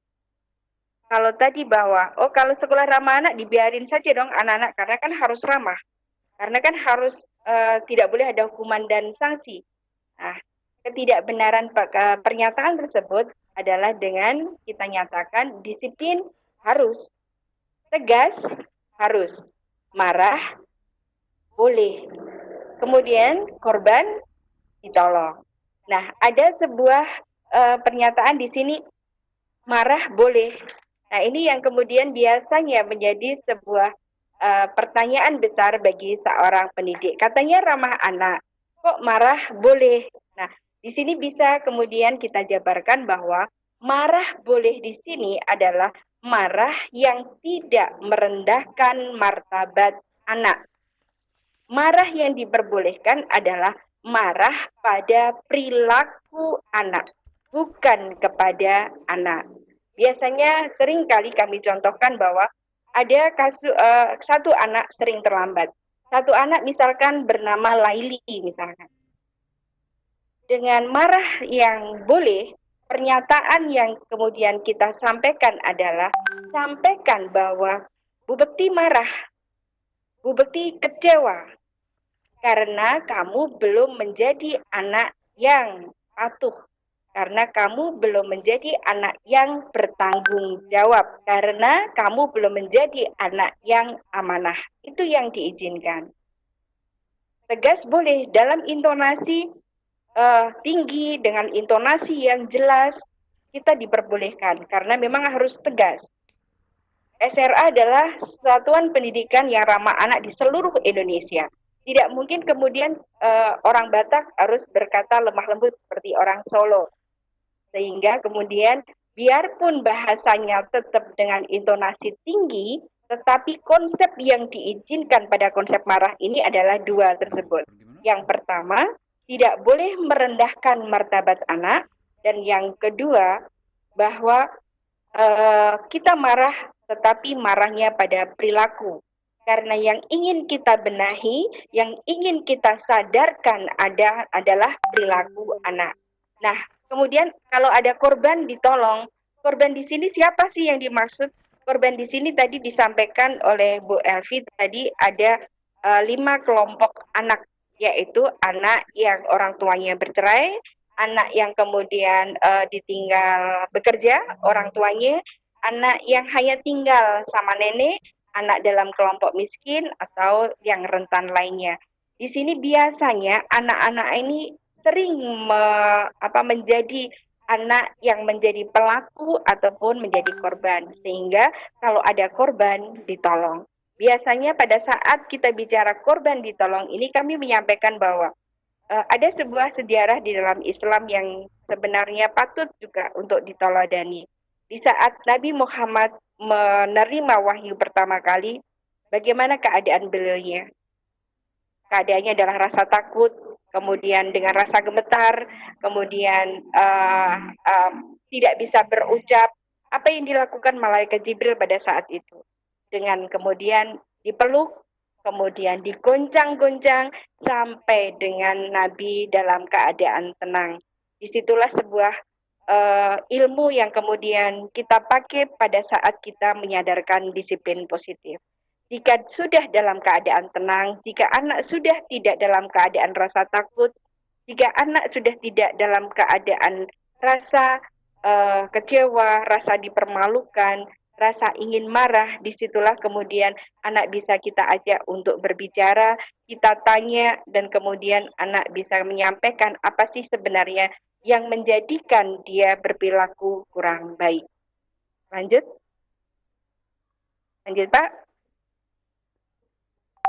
Nah, dampak yang kemudian ada di disiplin positif, disiplin SRA, adalah satu, mengurangi jumlah kasus kekerasan pada anak. Yang kedua, berdampak positif pada pengembangan karakter positif anak, social skill dan tanggung jawab, karena tadi sudah kita jelaskan juga bahwa sebenarnya anak yang selalu mendapatkan kasih sayang, anak yang selalu dinilai positif, dia akan berdampak menjadi anak yang positif. Karena setiap anak adalah peniru ulung, setiap anak adalah bisa meniru apa yang dilihat, apa yang didengar, dan apa yang dirasakan. Sehingga kalau kita sebagai orang dewasa yang selalu memberikan rasa kasih sayang kepada anak-anak pun akan menjadi anak yang berkarakter positif. Jika anak yang kemudian sering kita ajak berkomunikasi, sering kita ajak berbicara, sering kita ajak untuk berempati, sehingga anak juga tidak akan banyak yang melakukan kasus kekerasan. Yang ketiga, berdampak positif bagi hasil belajar anak. Di sini jelas bahwa setiap anak yang dengan disiplin positif, dengan penghargaan, tidak merendahkan martabat anak, setiap anak akan berpikir secara bijaksana, kemudian dia akan bisa belajar sesuai dengan apa yang kemudian dia harapkan. Yang keempat, berkurangnya perilaku sosial yang negatif. Jelas, karena memang tadi setiap anak yang mendapatkan perilaku yang positif, anak juga akan melakukan hal yang positif. Anak yang melakukan kekerasan bukan berarti bahwa anak itu tidak sering mendapatkan kekerasan, karena apapun yang dilihat oleh anak disitulah akan dilakukan oleh anak. Yang kelima, guru dan orang tua memiliki cara yang lebih baik, memiliki cara yang lebih dalam mendidik anak. Lanjut, Pak. Lanjut. Nah, kemudian Bapak Ibu semuanya, pada disiplin positif, lanjut, anak mampu memahami. Lanjut, halo. Anak mampu memahami bagaimana berperilaku yang pantas. Kenapa? Karena selalu dilatih sebelum yang ini. Ya, anak mampu memahami bagaimana perilaku yang pantas. Dilatih bertanggung jawab sehingga anak mampu mengendalikan dirinya. Ini tidak cukup sekali atau dua kali, karena memang anak adalah apapun yang dia lihat, dia dengar, dan dia rasakan selalu dia tiru, karena anak adalah peniru ulung, sehingga harus dilakukan berulang kali. Tidak cukup kemudian kita satu kali saja anak menjadi sadar. Karena di tingkat pemahaman anak butuh contoh, butuh perilaku yang selalu dia lihat, butuh pemahaman atau butuh sesuatu yang bisa untuk menyadarkan dengan pemahaman kita. Sehingga dengan anak yang selalu dilatih, anak yang selalu diberikan contoh teladan yang baik, anak tidak perlu untuk dihukum. Tujuan utama dalam pendisiplinan adalah agar anak memahami tingkah lakunya sendiri. Jadi ada tingkat kesadaran pada anak berinisiatif dan bertanggung jawab atas apa yang mereka pilih, serta menghormati dirinya sendiri dan orang lain. Tadi seperti yang disampaikan Bu Elvi juga bahwa sebenarnya di SRA itu semuanya tercakup di sana. Kalau kita ingin berbicara tujuan pendidikan, anak kemudian dilatih untuk berbudaya yang baik, anak dilatih untuk kemudian bisa cara menghargai orang lain, anak bisa menjadi anak yang berperilaku positif, anak kemudian bisa melakukan pemikiran-pemikiran yang positif. Semuanya adalah tujuan dari disiplin positif. Lanjut. Ada perbedaan antara disiplin positif dan hukuman. Kalau kita simpulkan bahwa jika dengan disiplin positif tidak mengandung kekerasan fisik maupun kekerasan verbal. Hukuman mengandung kekerasan fisik maupun kekerasan verbal. Anak kalau di dalam positif, anak lebih berperilaku baik karena dia sadar, sedangkan di hukuman, anak akan melakukan perilaku sesuai dengan apa yang kita inginkan, tetapi dengan rasa takut. Kemudian, jika dengan disiplin positif, memanfaatkan kesalahan sebagai peluang dalam belajar. Karena kita ingin menyadarkan, sehingga kemudian kita juga bahwa kesalahan tersebut tidak terulang lagi dan tidak diulang lagi dengan cara bahwa kita akan memberikan konsekuensi logis kepada anak-anak kita. Memaksa anak untuk mematuhi peraturan sesuai dengan keinginan guru dan orang tua. Itu kalau di hukuman. Di disiplin positif, guru lebih dekat dengan siswa, sedangkan hukuman bahkan siswa akan jauh dari guru. Mungkin di hadapan kita banyak sekali anak yang merasakan bahwa dengan hukuman yang dilakukan oleh seorang guru bisa jadi itu menjadi sebuah kedekatan. Tetapi ini yang sangat menjadikan kita sangat prihatin sekali. Artinya apa? Bahwa anak akan merasa bahwa berarti kekerasan adalah suatu kebenaran. Berarti kekerasan adalah suatu hal yang memang harus diambil bagaimana kita akan menjadi baik. Disinilah yang kemudian banyak sekali timbul bahwa kekerasan akan terjadi terus-menerus dan akan terjadi turun-menurun. Sangat memprihatinkan sekali, contoh misalkan, anak yang datang terlambat, dengan kesadarannya dia kemudian langsung memungut sampah. Seperti yang tadi disampaikan oleh Bu Elvi, terlambat memungut sampah. Dengan sadarnya dia langsung bilang kepada seorang guru, saya langsung, karena saya terlambat, sehingga saya harus mengambil sampah, Pak. Ini sangat ironis sekali bagi kami, semua fasilitator di Indonesia. Karena hal ini akan berdampak bahwa anak akan melakukan sebuah kekerasan nantinya kembali kepada siapapun yang berhadapan dengan dia kalau misalkan dia sudah menjadi orang dewasa. Dan inilah yang semakin terus-menerus dan turun-menurun tidak bisa hentikan. Sehingga dengan disiplin positif, ini adalah perjuangan kita bersama. Bagaimana kita memutuskan rantai kekerasan yang terjadi pada anak-anak kita. Lanjut, Pak. Prinsip di dalam maaf Bu, ini ya? saat ini sudah pukul 21.47 waktu Indonesia Tengah. Barangkali presentasinya bisa lebih baik. disingkat karena saya lihat slide-nya masih cukup banyak ini sampai baik. 36. Ya, lanjut saja berarti Pak. Nanti kalau saya bilang stop langsung aja. Jadi disiplin di SRA, lanjut Pak. Disiplin di SRA, lanjut saja slide-nya. Ya, lanjut saja. Diawali dengan komunikasi dan kesepakatan yang tadi sudah saya sampaikan. Harapannya adalah semua anak-anak kita akan sadar. Lanjut saja. Bagaimana kemudian setelah disiplin sebelumnya, stop.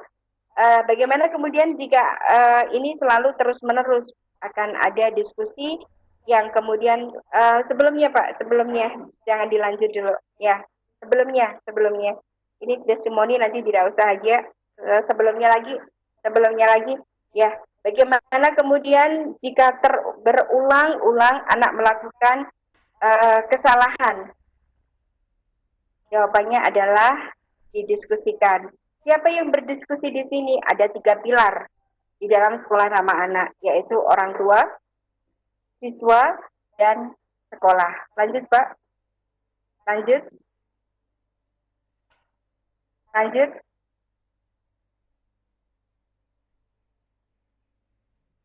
Pendekatan disiplin positif yaitu 1, jika ada kesalahan biasa, lakukan dialog dan pembinaan.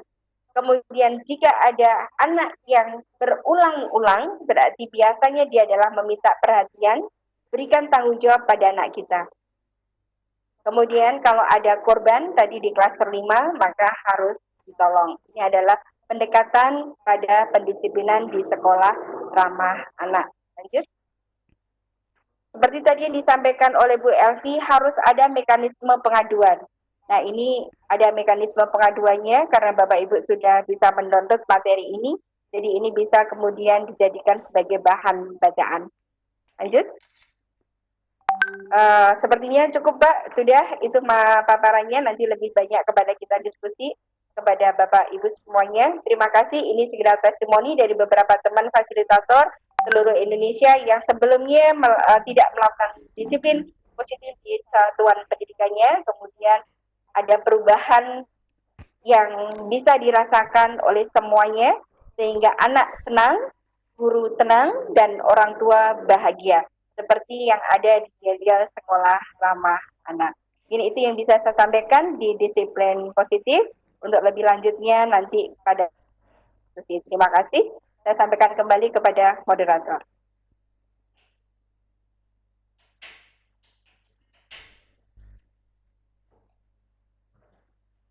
Baik, terima kasih kepada dua presenter hebat kita pada malam hari, Bu Elvi dan Bu Bekti. Selanjutnya ada beberapa penanya di partisipan ini sudah raise hand. Kesempatan pertama kami persilakan Pak Idin Setiawan. Selamat malam Pak Didin Setiawan, disilakan untuk mengajukan pertanyaan langsung kepada kedua presenter kita malam hari ini. Bukan pertanyaan. Ayo tanya. Halo. Ya, disilakan Pak Didin.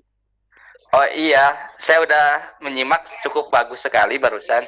Poinnya adalah bagaimana kalau menimpa guru juga yang kemarin kasus di Jogja ya, yang susur sungai itu saya lihat di berita, entah benar atau tidak, kok korbannya yang 3 itu sampai dibotakin gitu. Kan itu keterlaluan. Kalau dia salah ya kita proses secara hukum. Saya sepakat tuh. Tapi nggak usah seperti rampok lah gitu ya, seperti dibotakin. Tapi saya nggak tahu itu apakah itu berita atau benar atau tidak. Yang jelas itu kurang manusiawi gitu ya. Di satu sisi kita menghormati hak anak, tapi hak guru juga harus dihormati. Jadi poinnya seperti itu. Apakah ada perlindungan untuk guru-guru yang kena korban? Kalau dia melapor atau katakanlah guru itu mengatakan kesalahan, diproses, tapi jangan sampai sampai dibotakin lah. Itu aja poinnya mungkin Pak. Seperti itu. Terima kasih. Ya, assalamualaikum. Waalaikumsalam warahmatullahi wabarakatuh. Baik Bu, ini mohon maaf Pak Didin, di pertanyaannya diarahkan ke presenter yang mana ini? Terserah yang mana aja. Itu dua-dua juga sama kan. Boleh. Mengenai pelindungan hak asasi manusia lah, anak terutama. Ya baik Pak. Silakan Ibu, kesempatan pertama mungkin Ibu Elvi terlebih dahulu ya, nanti sebentar Bu Bekti. Silakan Bu Elvi.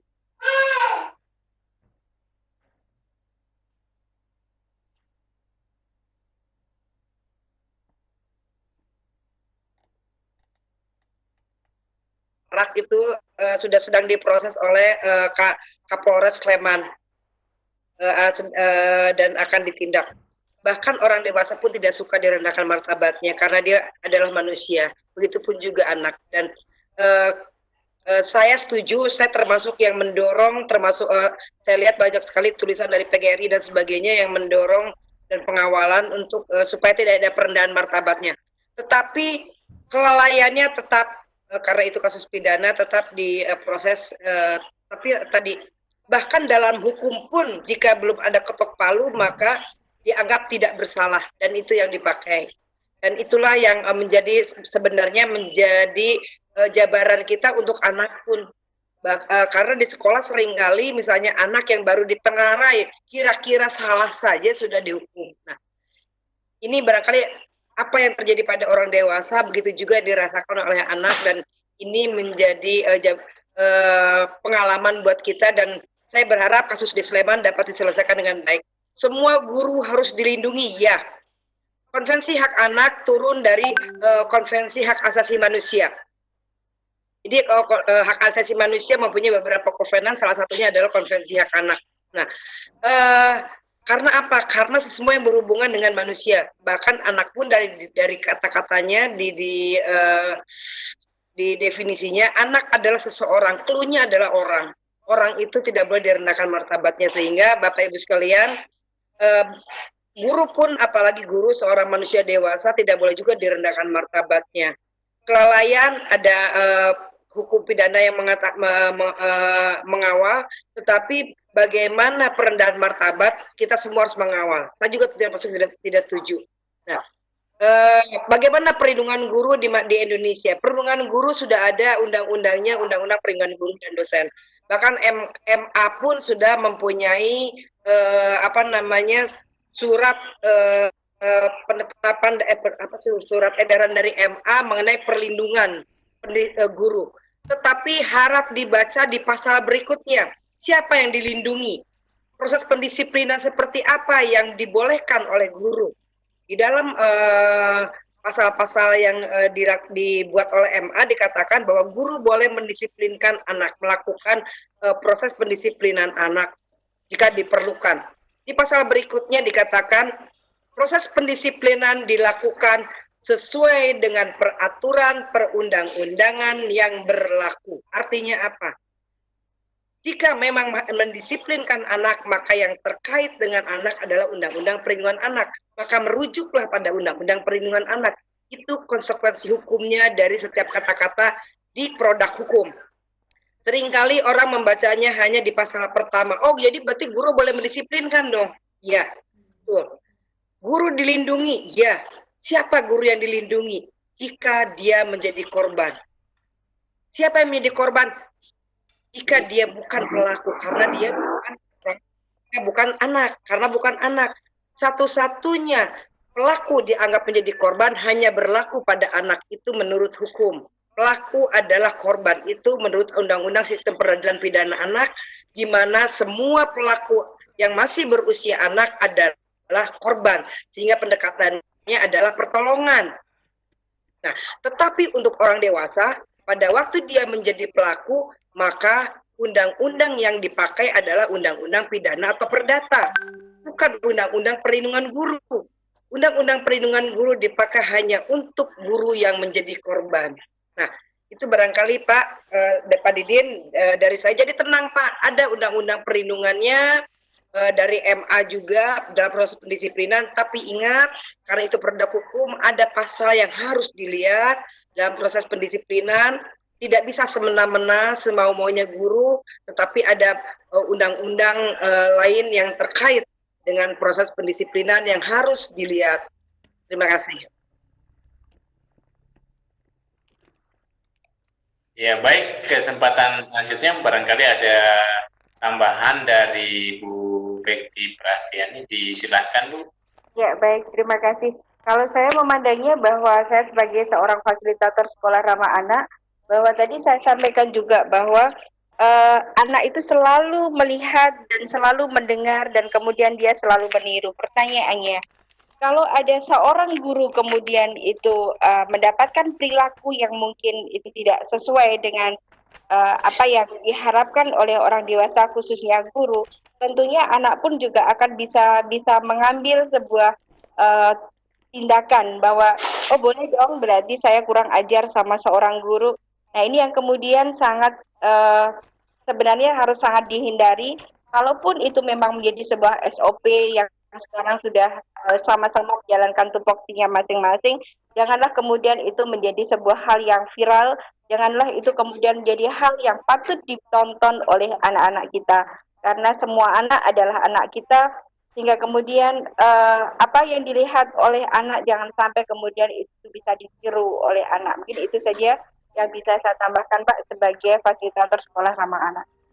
Ya, baik.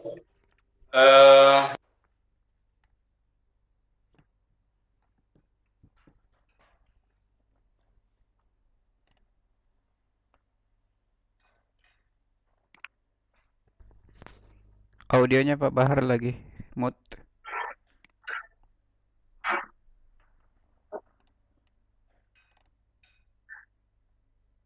Ya, saya sedang memperhatikan room chat ya. Kita coba ambil pertanyaan dulu dari room chat.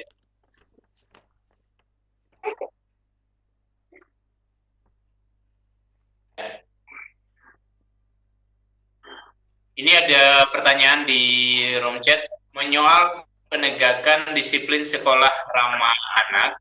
Sebenarnya SRA itu berlaku untuk semua sekolah atau sekolah-sekolah yang ditunjuk mendapat sosialisasi tentang SRA, Bu. Disilahkan. Ya. Ibu Elvi. Ya. Disilahkan. Ya, terima kasih. SRA untuk semua satuan pendidikan. Definisi sekolah ramah anak adalah satuan pendidikan. Jadi sekolahnya dibaca satuan pendidikan, artinya semua satuan pendidikan formal, non formal, informal nantinya harus menjadi sekolah ramah anak. Di mana proses pendidikan terjadi harus mengadopsi dari tata cara dari sekolah ramah anak. Nah, jadi untuk semua jenjang pendidikan dari mulai prasekolah, dari mulai PAUD, TK, RA sampai tingkat SD dan seterusnya. Ya, baik. Terima kasih. Barangkali cukup jelas ya jawaban dari Ibu Elvi. Kita kembali ke ini ada yang katakan Ibu Anita. Halo, Bu Anita. Apakah ingin mengajukan pertanyaan, Bu Anita? Kita beralih ke teman lain. Ini ada Ibu Hasrianti Sabah. Disilahkan Bu Hasrianti. Ya, halo, assalamualaikum warahmatullahi wabarakatuh. Waalaikumsalam warahmatullahi wabarakatuh. Ibu Elvi, mohon maaf saya tidak sempat ikuti materi Ibu. Yang saya sempat ikuti Ibu Bekti ya. Mohon maaf Ibu. Tidak apa-apa Bu. Saya sebenarnya rada-rada sedikit bingung ini Bu. Ini saya kalau saya melihat, saya kan basicnya dari guru BK Bu. Ini SRA ini sebenarnya sudah dilaksanakan. Ini memang produknya BK ini memang sudah harus seperti ini, sekolah ramah anak ini sudah harus diterapkan sebenarnya. Hanya mungkin penguatannya belum terlalu diterapkan di setiap sekolah. Kalau menurut saya sih. Hanya yang saya sedikit tergelitik ini Bu, kalau kata sekolah ramah anak, sebaiknya kalau menurut saya jangan dikatakan disiplin, karena kalau kata disiplin itu harus konsekuensinya ada hukuman dan ada penguatan atau reinforcement atau hadiah. Nah, kalau sudah bicara disiplin itu Bu, menurut saya sebaiknya gantilah dengan kata penyesuaian. Itu menurut saya Bu. Nah, kalau kita lihat dari setiap tindakan-tindakan anak-anak zaman sekarang Bu, justru sebenarnya letaknya pada guru saja sebenarnya Bu. Malah justru gurunya yang jadi korban ini Bu. Nah itu seperti kemarin, niat guru itu untuk mendisiplinkan anak untuk kurikulum. Pada saat guru yang 3 itu Kembali mereka jadi korban dibotakin, Bu. Nah, ini nih yang saya sangat prihatin. Ini menurut saya, Bu. Sehingga kalau menurut saya SRA ini, Bu, tidak perlu hukuman, betul tidak perlu hukuman. Makanya tidak perlu disiplin, Bu. Yang ada harus katanya penyesuaian. Karena penyesuaian diri kan yang kita harapkan, sebenarnya yang kita harapkan itu, Bu, anak bukan patuh, Bu, tetapi dia mencapai penyesuaian diri, kalau menurut saya. Nah, itu saja, Bu, barangkali SRA ini menurut saya, Bu, bukan hal yang baru. Itu sebenarnya harapan dari timbulnya pendidikan itu sendiri sudah harus ada ini sekolah ramah anak. Tetapi sekali lagi jangan dikira bahwa sekolah ramah anak serta adanya pembiaran seperti yang dikatakan Ibu Bekti tadi, adakan pembiaran. Memang sebenarnya anak-anak itu memang perlu dibiarkan dia mencoret-coret karena sesuai dengan karakternya, tetapi didampingi atau diberikan arahan, bukan dia diberi hukuman. Seperti itu, Bu. Mohon maaf kalau ada kekurangan. Assalamualaikum. Waalaikumsalam warahmatullahi wabarakatuh. Baik, mungkin pertanyaan ini langsung diarahkan kepada Bu Bekti. Silakan Bu Bekti. Oke, baik. Terima kasih, Bu. Tadi apa yang sudah disampaikan, kita mengacu pada apa yang kemudian kita pelajari di sekolah ramah anak, yang mana kemudian memang disiplin adalah menjadi sesuatu yang kita harapkan. Jadi untuk membuat anak menjadi baik atau berperilaku yang baik, memang harus dengan kedisiplinan. Sehingga pada saat kita berbicara anak tidak boleh adanya hukuman dan sanksi, maka kemudian kita menggunakan bahasa yang disebut dengan disiplin positif. Itu yang menjadi harapan bagi kami semuanya. Kemudian tadi disampaikan bahwa pembiaran, iya memang pembiaran diizinkan jika memang pembiaran itu adalah sesuatu hal yang tidak menjadikan sebuah kesalahan. Yang dianggap di disiplin positif tidak boleh adanya pembiaran adalah jika pembiaran ini dianggap sebagai sebuah perilaku bagi anak yang tidak diizinkan oleh kita, mungkin kita sebagai seorang guru ataupun kita sebagai orang dewasa di rumah, yaitu menjadi sebagai orang tua. Sehingga pembiaran yang dimaksud di sini tidak boleh adalah pembiaran yang mana kemudian itu memang pembiaran yang tidak kita harapkan. Kalaupun pembiaran yang diizinkan memang jika anak bercoret-coret, ya memang pada saat tumbuh kembang, anak kemudian memang diharapkan untuk lebih bagaimana bisa mencoret-coret, bagaimana anak untuk bisa berkreativitas, itu dibiarkan, tapi dalam hal yang positif. Yang di sini yang dimaksud dalam pembiaran tidak boleh adalah pembiaran yang negatif. Karena di setiap satuan pendidikan itu biasanya memang sudah menjadi hal yang umum bahwa kenapa sih kok SRA itu tidak boleh adanya hukuman dan sanksi? Berarti kebalikannya dong, harus adanya pembiaran. Nah ini yang kemudian kita luruskan. Diluruskan dengan apa? Dengan disiplin positif. Mungkin itu, Bu, yang bisa kami jelaskan. Terima kasih. Terima kasih. Barangkali poinnya sudah dapat ya. Kita kembali melihat di room chat. Ini ada, oh ya, sudah dipertanyakan langsung tadi oleh Pak Didi. Selanjutnya dari Desa Putu Martini. Bagaimana menjadikan sekolah tersebut disebut SRA? Apakah ditentukan atau gimana proses untuk diakui SRA? Sekolah saya TK swasta di Sak, Bali. Ya, barangkali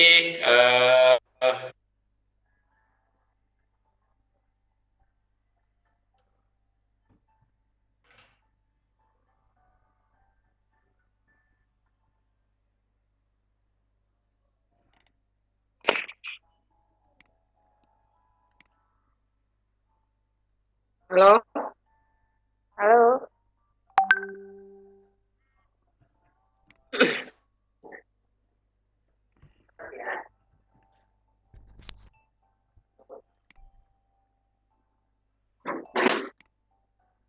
Bu Elvi disilakan, Bu. Iya. Bagaimana sebelumnya boleh saya menambahkan sedikit tadi yang pertanyaan dari Bu Asri. mengenai apa namanya, sebenarnya SRA itu tidak perlu. Ya, jika pelajaran pedagogi yang ada dan menjadi pelajaran utama guru dilakukan dan dilaksanakan serta diimplementasikan, itu perlu ada SRA. Tetapi masalahnya ternyata di lapangan banyak sekali kasus pelanggaran hak anak yang terjadi di dunia pendidikan karena tidak dilaksanakannya hal ini. Ini yang kami tagihkan dalam sekolah ramah anak, bagaimana guru sebenarnya menjadi pengasuh dan pembina. Pendisiplinan tidak identik dengan kekerasan, pendisiplinan tidak identik dengan hukuman, pendisiplinan tidak identik dengan perendahan martabat.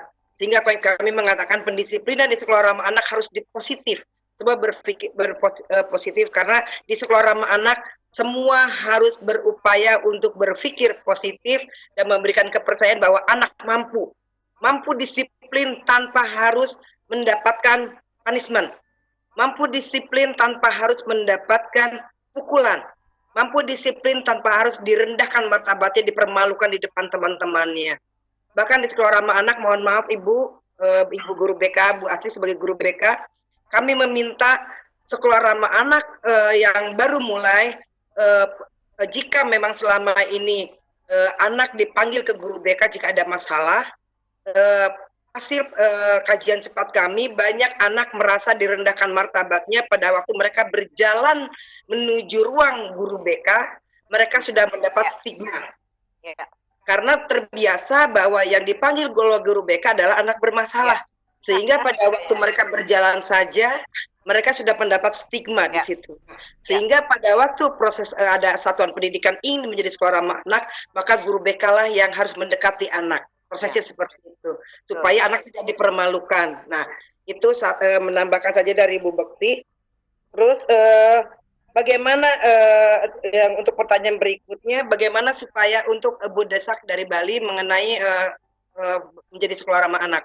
Sekolah ramah anak tadi disampaikan Bu Bekti bahwa dimulai dari mau, mampu, maju. Mau ada penandanya, yaitu untuk penanda di sekolah maunya membuat tim sekolah ramah anak yang isinya di dalamnya unsur dari kepala sekolah, guru, ada orang tua, ada anak di dalamnya. Ada contohnya di pedoman sekolah ramah anak. Dan penanda lain dari sekolah bahwa dia menunjukkan dia mau adalah adanya papan nama.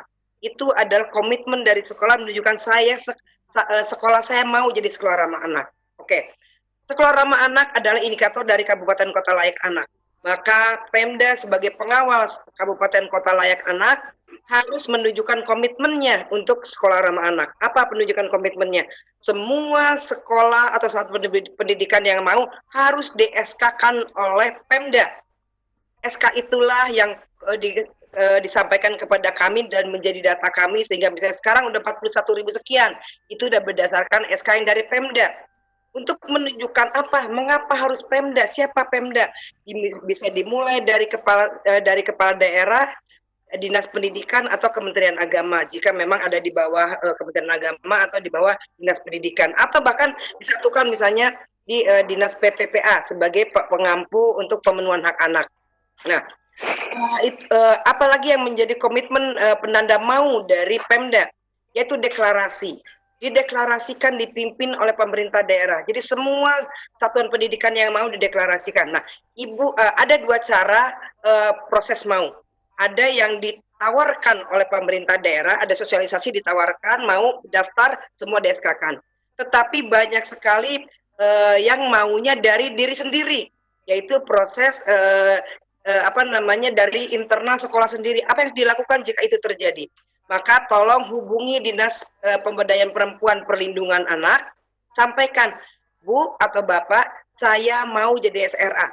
Tolong saya masukkan ke dalam SK berikutnya dari misalnya kalau memang di Denpasar, dari Kota Denpasar misalnya.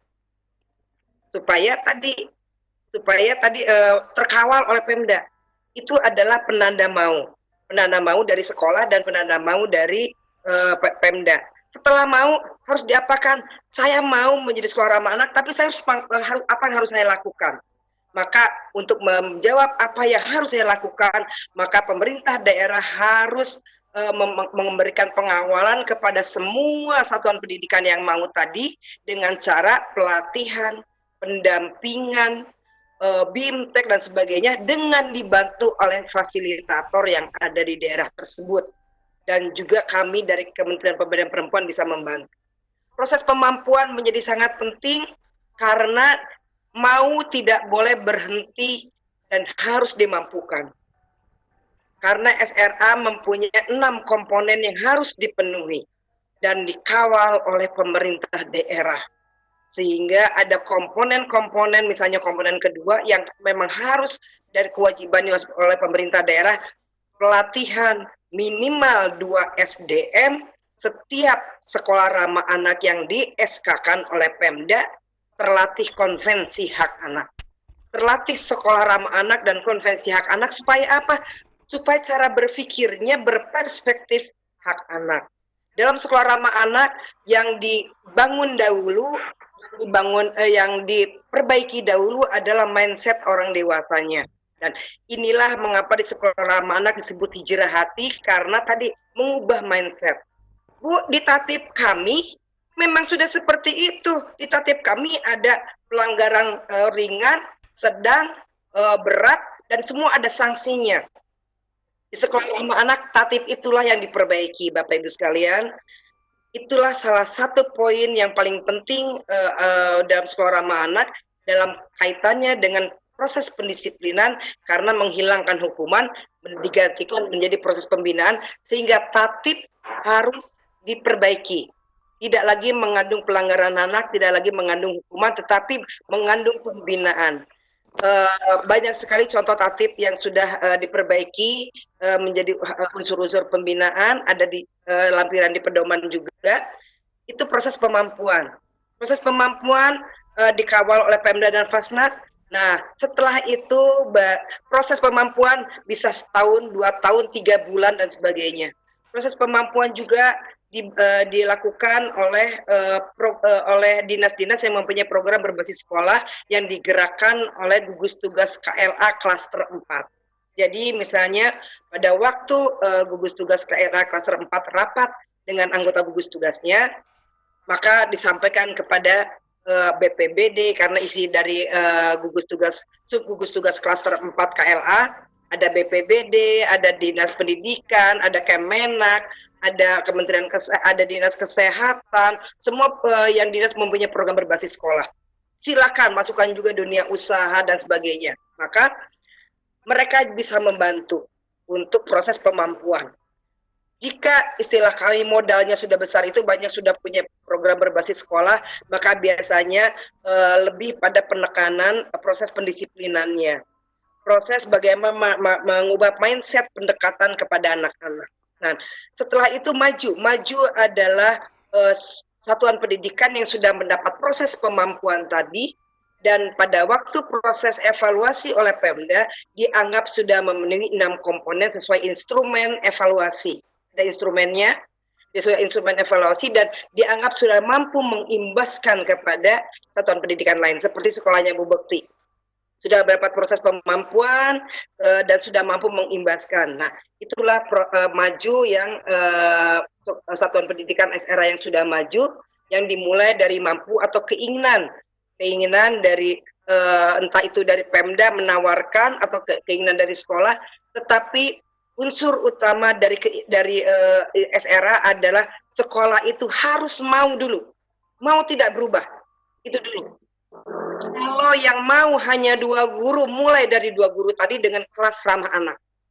Kalau yang mau baru kepala sekolahnya, kepala sekolah melakukan pendekatan kepada guru-guru. Jangan mulai dari yang tidak ada, jangan mulai dari yang tidak mau, mulai dari yang mau, karena sekolah ramah anak mulai dari potensi yang ada. Sehingga kita punya checklist, namanya checklist potensi. Melihat potensi yang ada, dimulai dari potensi yang ada, bukan dimulai dari yang tidak ada. Barangkali itu Bu, untuk ringkasnya seperti itu Bu. Terima kasih. Ya, baik. Terima kasih atas ulasannya. Selanjutnya kita coba berikan kembali kesempatan bertanya langsung.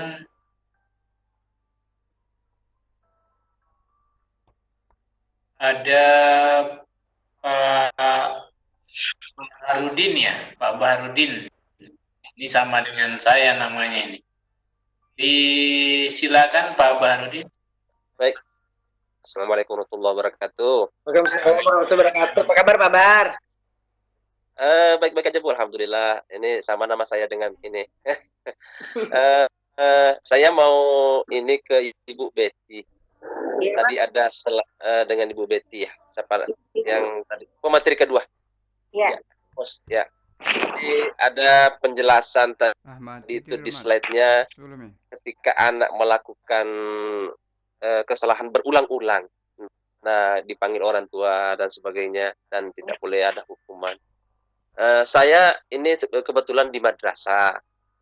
Nah, ada mindset guru-guru itu berprinsip bahwa dengan hadis Nabi itu ketika umurnya anak itu 7 tahun, perintahkanlah sholat. Kalau sudah sampai umur 10 tahun, fadribu, maka pukullah anak itu kalau tidak sholat. Artinya ada unsur pemukulan di situ. Ada perintah untuk memukul anak-anak yang melanggar. Artinya ini kalau melihat ini seakan-akan bertentangan dengan konsep ramah anak. Kira-kira gimana ini Bu Betty? Ya. Terima kasih.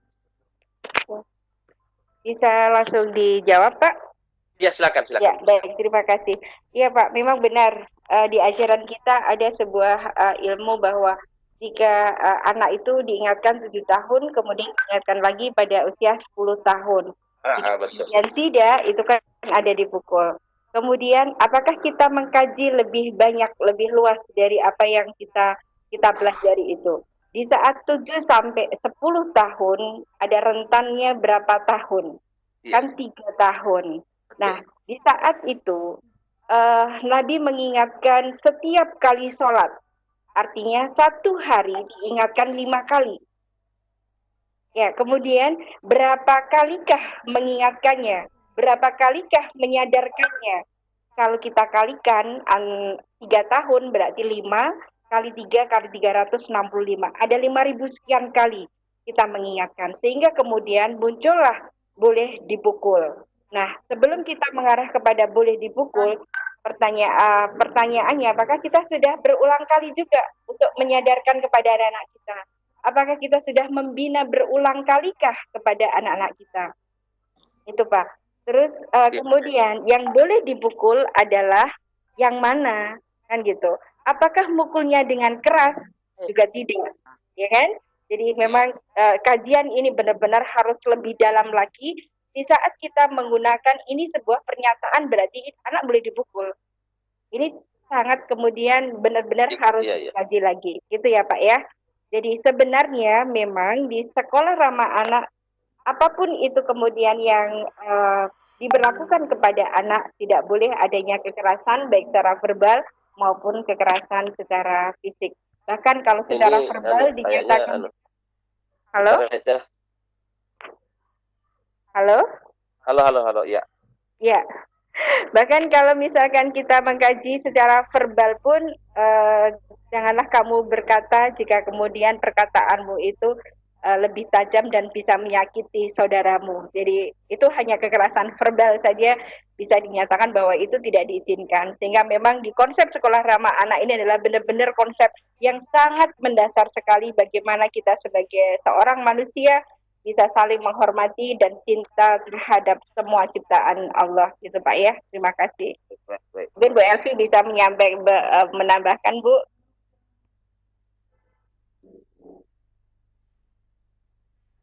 Khusus untuk sholat, tapi mengatakan boleh dipukul hanya untuk sholat.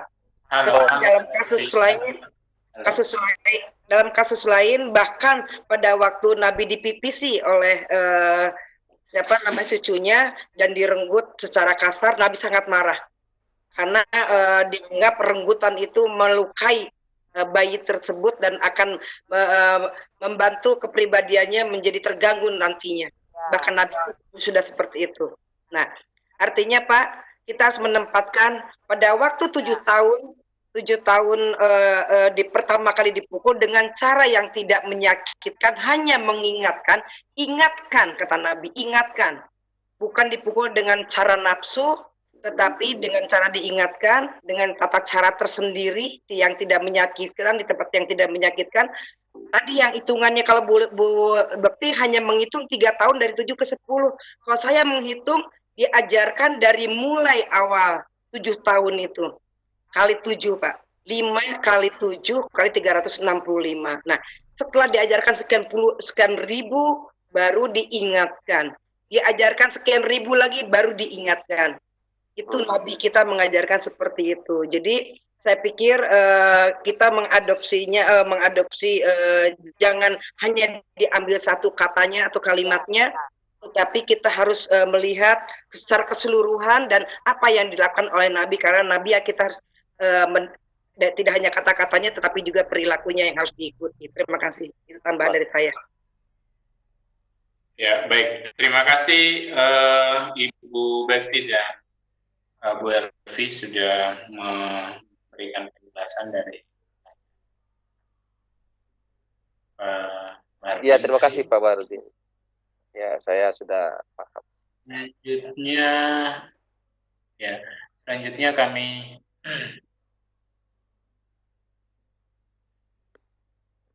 ini banyak yang mempersoalkan kasus kegiatan pramuka di Sleman.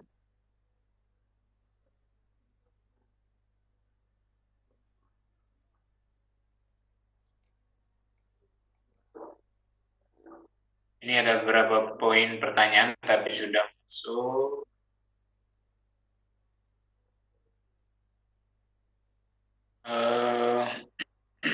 Kami kembali kepada Bapak atau Ibu Vicky Hadis ya. Ini akunnya muncul di attendees. Disilakan Ibu Pak Vicky Hadis. Halo. Halo Pak. Ya. Oke, kita beralih kepada Pak Ilham. Disilakan Pak Ilham.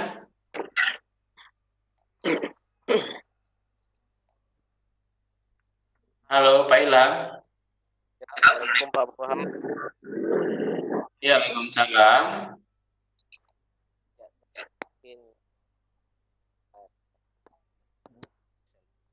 Ya, silakan Pak Ilham langsung ya bertanya ke kedua pemateri kita.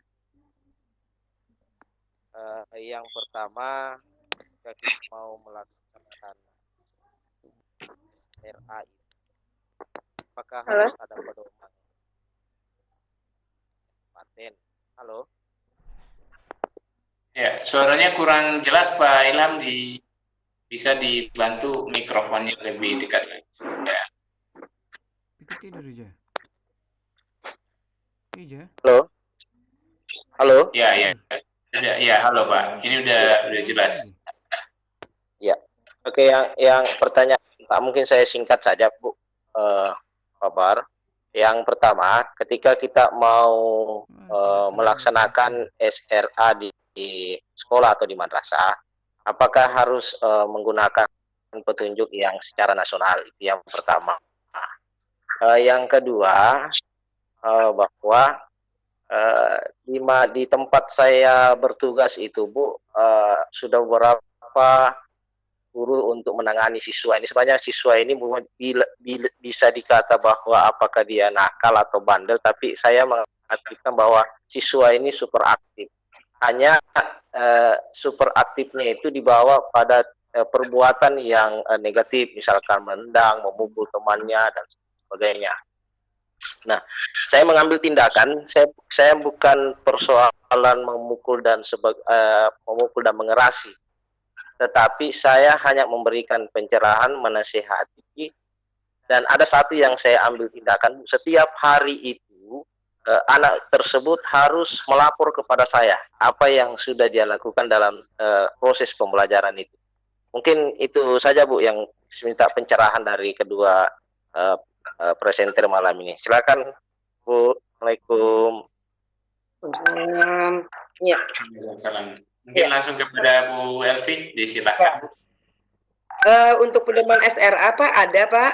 Jadi pedoman SRA yang kami buat, kami akan share.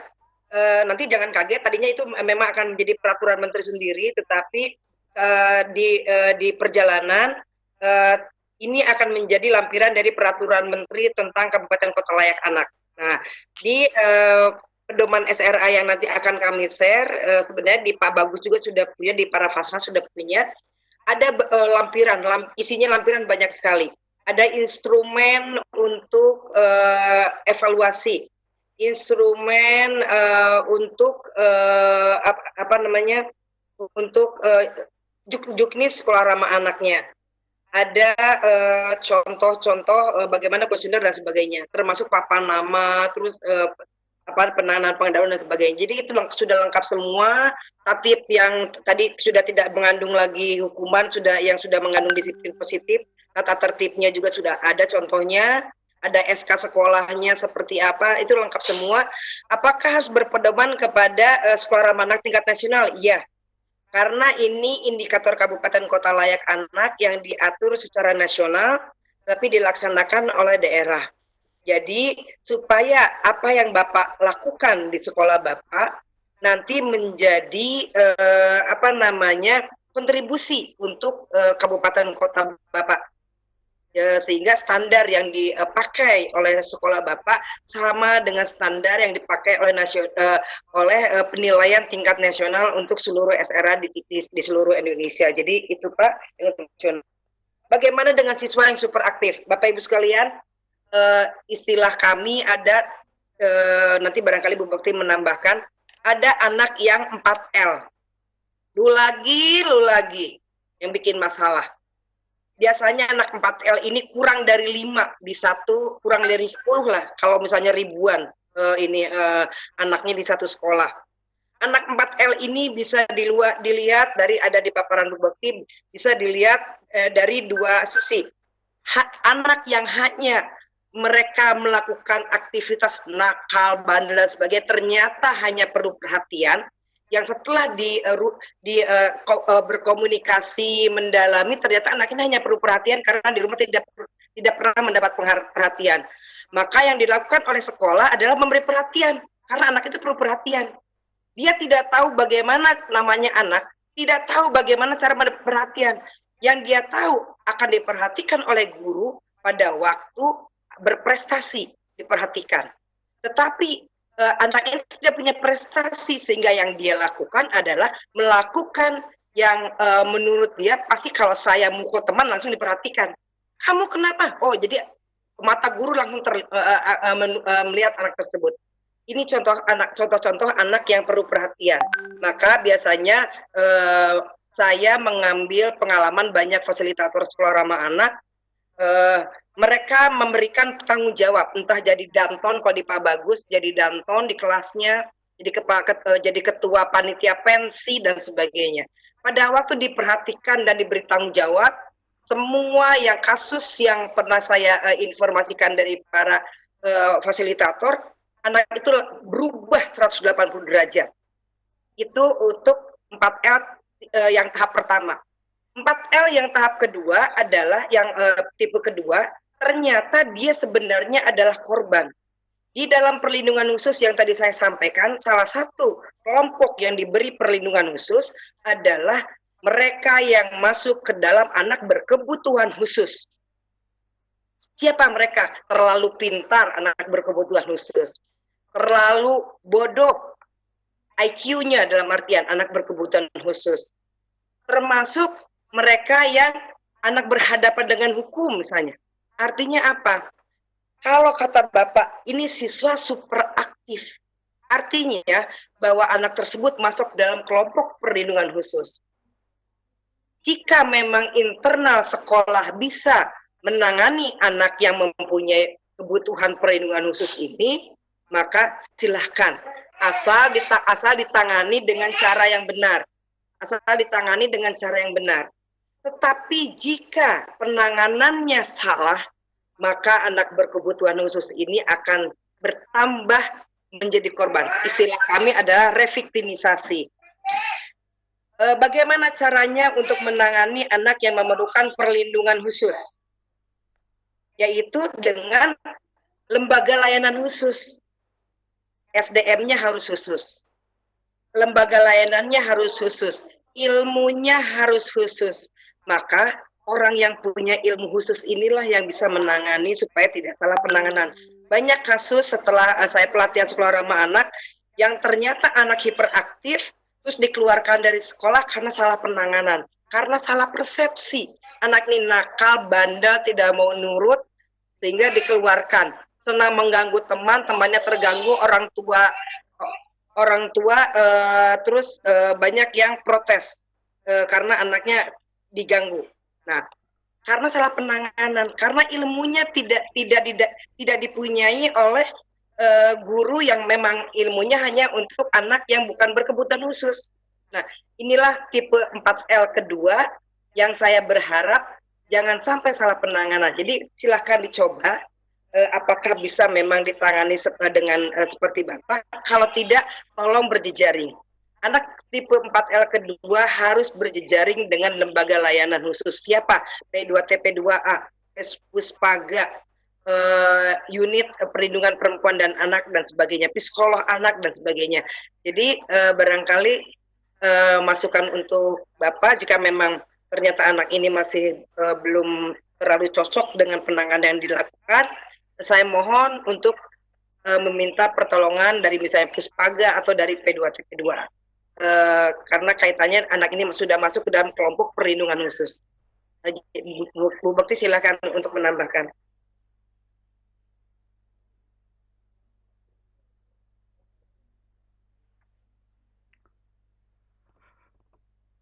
Sedikit Ibu Elpi.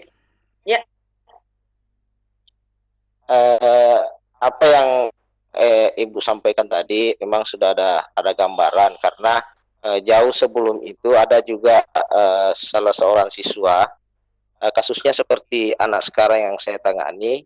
Itu bisa berubah, ada perubahan yang terjadi pada siswa itu. Nah, jadi yang saya terapkan lagi Bu adalah siswa itu setiap harinya itu saat istirahat dia harus melapor ke saya untuk melihat apa proses apa yang dilakukan dalam kelas, dan nanti akan saya kontrol dengan guru kelasnya. Nah, maklum kita di SD atau madrasah itu kan tidak ada guru BK. Nah, sehingga saya pelajari dalam 1 bulan ini sudah mulai ada perubahan sedikit. Nah, tapi kalau misalkan nanti tidak ada perubahan, apa yang Ibu sarankan untuk bekerja sama dengan lembaga lain, itu kita akan upayakan apa yang ada di wilayah kami, Bu. Iya. Ya, terima kasih Pak. Baik, Bapak Ibu peserta serasian dalam jaringan, masih ada beberapa partisipan yang hadir malam hari ini untuk raise hand. Ini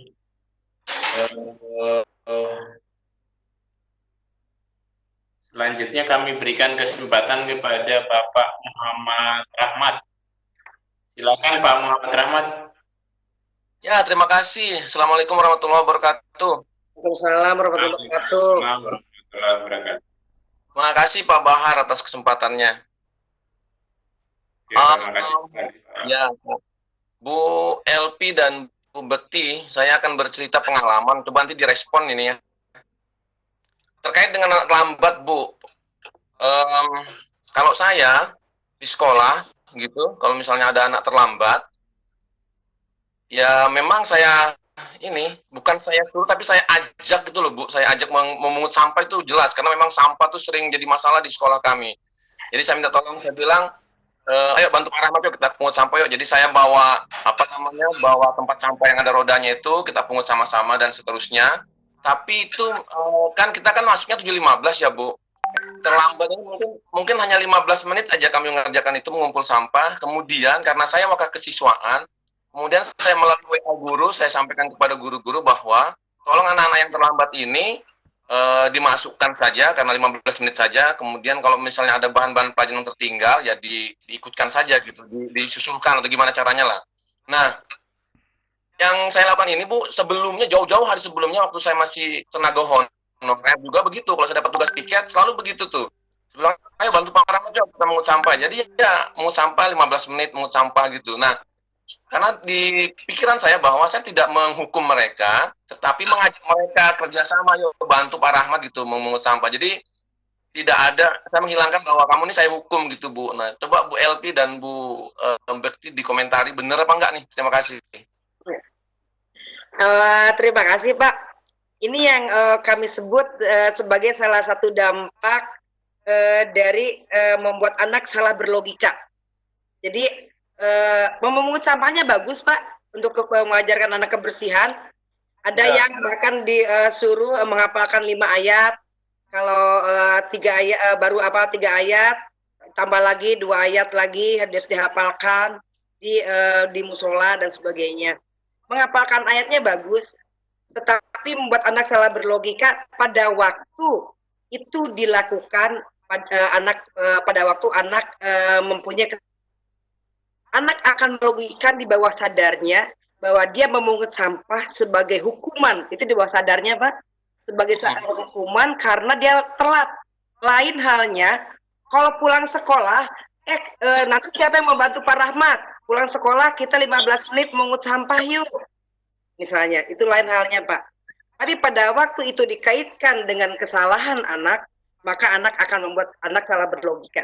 Itu saya akan cerita sedikit bagaimana salah satu anak dari asisten daerah di Jakarta Timur sampai mendapatkan trauma healing 2 tahun karena salah berlogika seperti itu Pak. Pada waktu anak itu terlambat, gurunya tepuk tangan, langsung masuk, boleh masuk langsung masuk, tapi gurunya tepuk tangan. Terus teman-teman yang lain ikut tepuk tangan dah. Terus pada waktu anak ini mempunyai prestasi dan diumumkan pada waktu upacara, anak ini malahan jadi pingsan Pak, karena ditepuk tangani oleh satu sekolah. Karena anak tadi sudah salah berlogika, tepuk tangan buat dia adalah hukuman.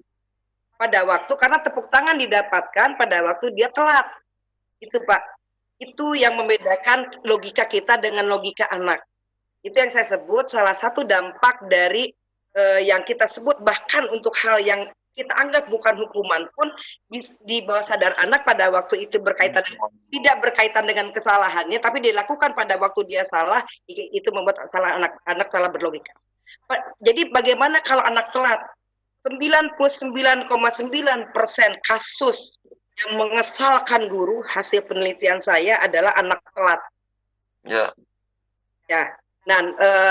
Dan banyak sekali karena telat ini yang berdampak pada sampai ada anak-anak meninggal karena disuruh lari lapangan dan sebagainya. Nah, padahal di sekolah ramah anak telat ini ada kontribusi kelalaian dari orang tua karena anak beranjak dari rumah. Karena sekolah ramah anak itu Pak harus matching antara rumah dan sekolah. Sehingga pada waktu anak telat ditanya, kenapa kamu telat? Bangunnya telat Pak. Kenapa bangunnya telat?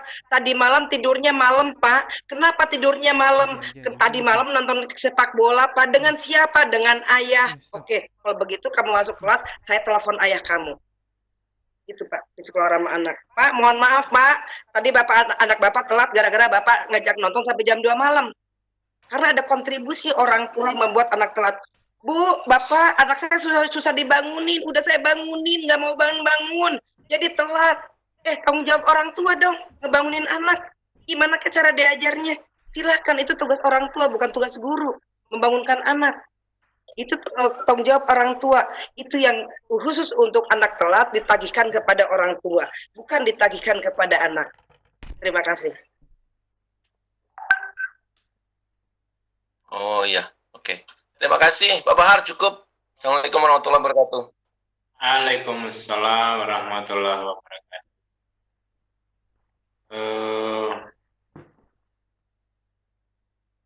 Kita perhatikan lagi pada chat.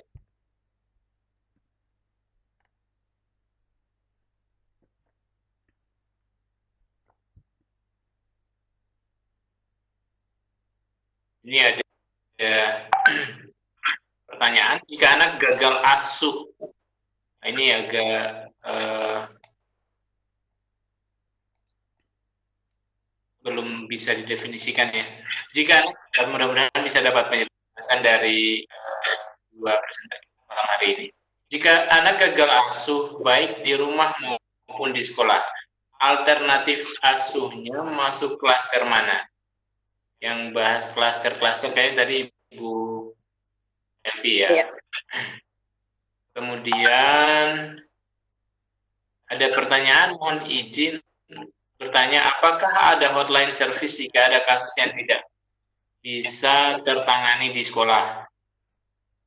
Ya, ini pertanyaan kedua ini mungkin langsung ke Ibu Bekti ya, sebagai fasilitator. Silakan untuk pertanyaan pertama kepada Ibu Elvi. Ya, bagaimana jika ada anak gagal asuh yang berada di sekolahan kita? Tanda-tanda gagal asuh adalah anak mereka menjadi pelaku kekerasan, dia perokok, pengguna nafsa dan sebagainya, masuk ke dalam klaster kelima. Gagal asuh masuk ke dalam klaster kelima karena di salah satu poin di klaster kelima di Undang-Undang Perlindungan Anak yang harus mendapat perlindungan khusus sekali lagi kata khususnya adalah anak yang menjadi korban penelantaran atau gagal asuh tadi. Nah, artinya apa? Tadi Bu Bekti sudah menyampaikan, korban ditolong. Bagaimana kita menolongnya? Maka sekolah harus menolong anak tersebut dengan berjejaring dengan lembaga layanan. Karena anak ini ternyata sudah menjadi korban. Dia melakukan hal tersebut karena sebenarnya korban. Dia, keluarga saya juga guru, kakak saya pernah menangani anak, ternyata dia anak geng motor. Karena korban dari penelantaran dari orang tuanya, gagal asuh tadi, sehingga anak menjadi gagal asuh di rumah, gagal asuh di sekolah, gagal asuh. Maka anak masuk ke klaster kelima, masuk dalam perlindungan khusus yang sudah memerlukan pelayanan dari lembaga perlindungan khusus. Nah, ternyata masuk ke dalam anak menjadi LGBT, anak geng motor, karena pada dasarnya anak mencari perlindungan, mencari rumah ketiga. Rumah pertama, rumah kedua gagal, maka dia mencari rumah ketiga. Dan geng motor adalah rumah ketiganya. Maka pada waktu dia mendapatkan rumah di rumah ketiganya di geng motor, maka anak tersebut masuk ke dalam perlindungan khusus yang disikapi oleh sekolah dengan cara ditolong. Dengan berjejaring, dengan P2T, P2A, dengan puspaga dan sebagainya. Supaya tadi dikembalikan lagi haknya untuk mendapat pengasuhan yang benar. Karena anak tersebut sudah masuk ke dalam klaster kelima. Barangkali itu, terima kasih. Ya, baik. Untuk pertanyaan yang kedua, disilakan Ibu Bekti. Apakah ada hotline service jika ada kasus yang tidak bisa tertangani di sekolah? Yang tidak bisa ditangani di sekolah itu termasuk korban dalam klaster kelima itu memang harus adanya jejaring. Di setiap kota kabupaten biasanya sudah ada terkait dengan apa yang harus dilakukan oleh satuan pendidikan, melapor kepada siapa, terutama jika ada perilaku anak yang memang tidak sesuai atau sekolah belum mampu untuk bagaimana untuk menuntaskan, biasanya ke P2T, P2A, ada yang ke PPPA, P3A, yang kemudian bisa menjadi sebuah UPT di kabupaten kota atau dengan puspaga. Itu yang kami tahu, Pak. Mungkin Bu Elvi mungkin bisa menambahkan apakah ada hotline khusus yang kemudian di bawah naungan KPPBA, itu Bu? 29 itu khusus untuk anak-anak. Kalau memang anaknya mau mengadukan ke 129 bisa. Bisa juga kalau misalnya, tetapi biasanya di tingkat daerah sudah bisa tertangani oleh dinas perlindungan anak atau P2TP2A. Jadi yang diperlukan adalah pada waktu satuan pendidikan ingin menjadi sekolah ramah anak dan berkomitmen untuk menjadi sekolah ramah anak, maka mulailah berjejaring khususnya dan melapor kepada Dinas PPPA jika memang itu datang dari keinginan sekolah itu sendiri. Nah, pada waktu keinginan itu ditawarkan oleh pemerintah daerah, maka bisa berkoordinasi dengan Dinas PPPA untuk tadi membangun jejaring tadi untuk penanganan kasus jika terjadi di sekolah. Ya baik, terima kasih Bu Elvi, Ibu Bekti yang sudah memberikan penjelasannya.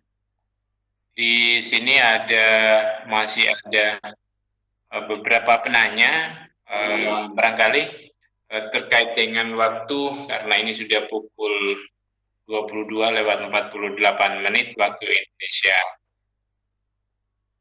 Indonesia Tengah.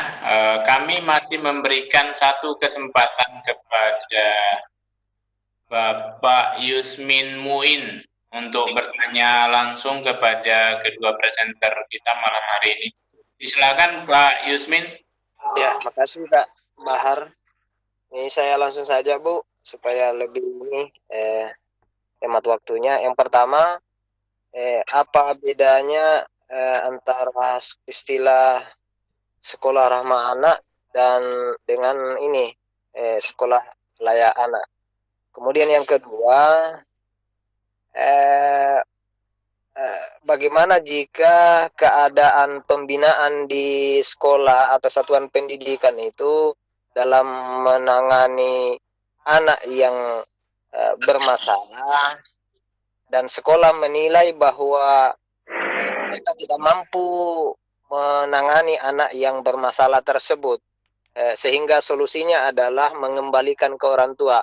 Apakah keadaan-keadaan atau keputusan yang diambil oleh satuan pendidikan ini menjadi bagian yang permisif dalam istilah sekolah ramah anak? Apakah memang ada konsep seperti itu dengan cara mengembalikan kepada orang tua, dan bagaimana status anak yang dikembalikan ke orang tua? Apakah masih memungkinkan untuk kembali lagi ke sekolah asal di mana anak tersebut bersekolah sebelumnya, dengan mempertimbangkan bahwa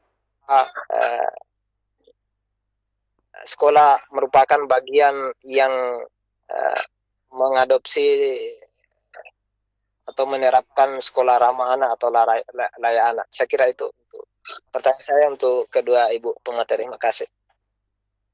Itu saja Pak Bahar. Ya, baik. Kesempatan pertama saya mulai serahkan kepada Ibu Bekti terlebih dahulu ya. Silakan Bu Bekti. Ya, saya akan lebih fokus kepada pertanyaan yang kedua. Mungkin yang pertama nanti lebih ke Bu Elvi, apa bedanya SRA dengan sekolah layak anak. Terkait dengan bagaimana jika anak kemudian bermasalah, kemudian dipulangkan atau dikembalikan kepada orang tua. Di sekolah ramah anak tidak ada istilah kemudian anak harus dikembalikan ke orang tua. Karena yang terjadi yang sekarang ada di sistem poin negatif yang ada di satuan pendidikan, bahkan anak dihargai 0 sampai 200 atau 0 sampai 300, setelah poinnya 300 kemudian dikembalikan kepada orang tua, artinya sekolah tersebut belum menghargai atau belum memenuhi terkait dengan hak-hak anak, hak untuk mendapatkan pendidikan terutama. Nah, dilihat dari satu sisi anak tersebut, bagaimana perasaannya, bagaimana dari sisi logika di bawah sadar anak jika kemudian dikembalikan kepada orang tua. Berarti aku tidak layak untuk mendapatkan pendidikan, berarti aku tidak layak untuk kemudian berada di sekolah. Ini yang bahkan kemudian sangat mematikan karakter anak untuk mempunyai semangat untuk belajar. Kemudian apakah di sekolah ramah anak ada konsep memang dikembalikan ke orang tua? Sangat tidak. Jadi itu sangat bagi sekolah ramah anak tidak diharapkan sekali adanya sebuah aturan atau tata tertib yang kemudian anak setelah melakukan banyak hal yang tidak diharapkan oleh orang dewasa di satuan pendidikan akhirnya harus dikembalikan ke orang tua. Bukankah kemudian pendidikan atau sekolah merupakan sebuah wadah untuk mendidik anak, untuk menjadikan anak dari tidak baik menjadi baik, dari tidak tahu menjadi tahu, ataupun dari tidak pandai menjadi pandai. Bukankah itu menjadi kewajiban sebagai satuan pendidikan? Itu yang kemudian harus benar-benar disikapi. Kalaupun kemudian anak itu banyak melakukan sebuah kesalahan, sudahkah kemudian kita mengajak anak itu kemudian berdiskusi? Sudahkah kita mengajak anak kita berdialog? Kenapa kemudian tidak melakukan atau tidak berperilaku baik sesuai yang kita harapkan? Apakah dia memang anak yang dalam tanda kutip nakal? Apakah anak yang memang sebenarnya anak ini tuntas motorik sensor integrasinya sehingga mudah memahami pembicaraan orang lain, mudah memahami perintah dari orang lain? Karena anak yang tidak tuntas motorik sensorik di dalam dirinya, anak tidak akan mudah paham terkait apa yang orang dewasa lakukan. Kemudian apakah anak ini melakukan perilaku bukan karena korban dari apa yang dia lihat? Apakah anak ini melakukan perilaku yang akhirnya harus dikembalikan ke orang tua tersebut merupakan anak yang bukan dalam tanda kutip korban di klaster 5? Nah, ini yang belum benar-benar harus kita kaji dulu. Artinya, sebelum mengambil suatu tindakan perilaku kepada anak, kita harus banyak berpikir bahwa kepentingan terbaik adalah untuk anak. Itu adalah konsep di sekolah ramah anak yang dimana disebut dengan hijrah hati. Nah, hijrah hatinya yang utama adalah semua orang dewasa berpikir bahwa kepentingan terbaik untuk anak. Mungkin itu yang bisa sampaikan untuk pertanyaan yang kedua. Mungkin bisa ditambah oleh Bu Elvi. Ya, terima kasih Bu Bekti. Saya tidak menambahkan untuk yang kedua karena sudah lengkap dari Bu Bekti. Yang pertama, apa beda SRA dan sekolah layak anak? Barangkali yang kedua itu bukan sekolah layak anak, tetapi kabupaten kota layak anak barangkali Pak ya. Jadi sekolah ramah anak yang adalah indikator ke-19 dari kabupaten kota layak anak. Bagian dari kabupaten kota layak anak di mana indikator ini berada di klaster 4, klaster pendidikan yang ditagihkan kepada pemerintah daerah yang harus berkomitmen untuk menjadikan kabupaten kotanya menjadi layak anak. Jadi kalau pemerintah daerah sudah berkomitmen dan kabupaten kota layak anak, amanatnya berada di Undang-Undang Perlindungan Anak di pasal 21 dikatakan bahwa harus dilakukan perlindungan terhadap anak melalui kabupaten kota layak anak oleh pemerintah daerah. Itu wajib. Dan perlindungan anak menjadi kewajiban kedua layanan non-dasar bagi pemerintah daerah di peraturan pemerintah yang lainnya. Nah, jadi kalau sekolah ramah anak adalah indikator ke-19-nya. Indikator ke-19 yang merupakan indikator yang paling tinggi skornya untuk melihat komitmen pemerintah daerah dalam melindungi anak. Mengapa paling tinggi skornya? Karena sekolah ramah anak melindungi sepertiga hidup anak. Minimal 8 jam sehari anak berada di sekolah. Sepertiga hidup mereka atau setengah dari pada waktu mereka melek mata. Kalau satu hari 24 jam, 8 jam mereka tidur, 8 jam di sekolah, maka 8 jam di sekolah itulah adalah setengah dari mereka pada waktu terjaga harus terlindungi. Maka sekolah ramah anak jika dilakukan melalui sekolah ramah anak, maka artinya satuan pendidikan yang melakukan sekolah ramah anak atau Pemda yang mendorong untuk sekolah ramah anak melakukan komitmen untuk melindungi setengah dari waktu anak terjaga. Jadi barangkali kalau sekolah ramah anak itu Pak turunnya dari konvensi hak anak, khususnya di klaster keempat, tetapi isinya adalah semua klaster, karena setiap klaster di setiap pasal-pasal, bahkan bukan hanya klaster di konvensi hak anak, saling berkaitan dan semuanya ada di untuk implementasinya ada di sekolah ramah anak. Jadi barangkali itu Pak. Jadi berbicara sekolah ramah anak, berbicara pemenuhan hak anak, perlindungan anak secara menyeluruh, tidak hanya kekerasan. Ya, baik. Terima kasih penjelasan dari Bu Bekti dan Bu Elvi, luar biasa, sangat jelas jawaban-jawaban tuntas yang disampaikan. Eh, berhubung waktu, kita saat ini tepat pukul 10.57 PM waktu Indonesia Tengah. Dengan ini, Bapak Ibu barangkali masih banyak pertanyaan terkait dengan materi keren dengan dibawakan oleh dua presenter hebat kita pada malam hari ini. Kita cukupkan sesi diskusinya.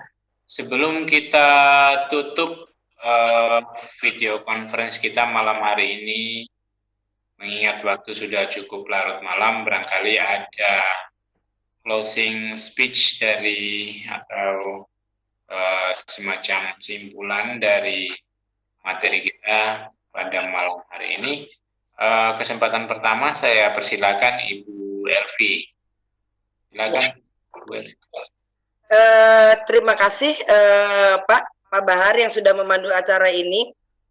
Yang pertama saya ingin selain berterima kasih kepada IGI yang selama ini sudah berkomitmen tinggi untuk mendukung sekolah ramah anak, saya juga menyambut baik. Saya sudah 2 kali konferensi seperti ini dengan IGI, dan saya berharap bahwa keinginan tahuan dari anggota-anggota IGI terkait dengan sekolah ramah anak adalah indikator penting buat saya bahwa guru ingin berubah, bahwa sekolah ramah anak adalah kebutuhan bagi kita semua. Karena sekolah ramah anak tidak hanya berbicara anak yang harus ramah, tidak hanya berbicara keuntungannya hanya kepada anak, tetapi jika sekolahnya melaksanakan sekolah ramah anak, maka anaknya senang, gurunya tenang, orang tua bahagia. Nah, ini yang saya pikir merupakan kebutuhan kita bersama. Ayo kita mulai apa yang kemarin sudah terjadi. Kalau kita belum tahu, belum dosa. Tetapi jika kita sudah tahu tapi masih melaksanakan, barulah itu yang disebut dosa. Barangkali ayo kita mulai, dan dengan acara ini barangkali keinginan tahuan ini dapat ditindaklanjuti dengan melaksanakan di sekolah masing-masing, colek-colek teman juga untuk melaksanakannya juga. Dan saya berharap bahwa ini adalah salah satu amal jariah kita untuk menyelamatkan anak-anak. Siapa tahu ada salah satu anak yang kita selamatkan yang akan menarik tangan kita di surga nanti. Semoga ini menjadi amal jariah kita dan mendapat ridho dari Allah Subhanahu wa Ta'ala. Dan tantangannya besar, tetapi tantangan adalah motivasi bagi kita semua, dan semoga tidak menyurutkan apa yang akan kita lakukan untuk menyelamatkan anak-anak bangsa. Bagian Pak, terima kasih. Terima kasih closing speech yang luar biasa dari Bu Elvi. Kita lanjut kepada Bu Bekti, barangkali ada pernyataan closing speech yang mungkin sangat dinanti oleh para partisipan kita malam hari ini. Disilakan Bu Bekti. Terima kasih juga kepada Pak Baharudin selaku pemandu acara malam ini, dan terima kasih juga kepada IGI yang telah memberi kesempatan untuk berbagi sharing terkait dengan disiplin positif. Saya ingin menambah saja apa yang dikatakan Bu Elvi, bahwa kita adalah sebagai seorang dewasa yang selalu akan ditiru oleh anak-anak kita, sehingga sebaik-baik profesi adalah sebagai profesi seorang guru, dan sejelek-jelek profesi adalah juga profesi guru. Karena apapun yang kita berikan kepada anak dan itu dibawa sampai akhir hayat, sehingga kita menjadi seorang guru yang bisa terselamatkan dari api neraka.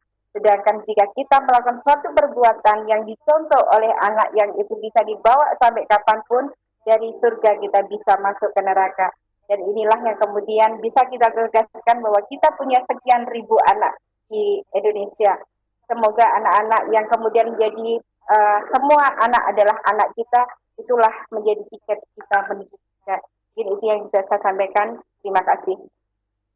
Baik, terima kasih banyak, luar biasa penyampaian dari kedua presenter kita pada malam hari ini.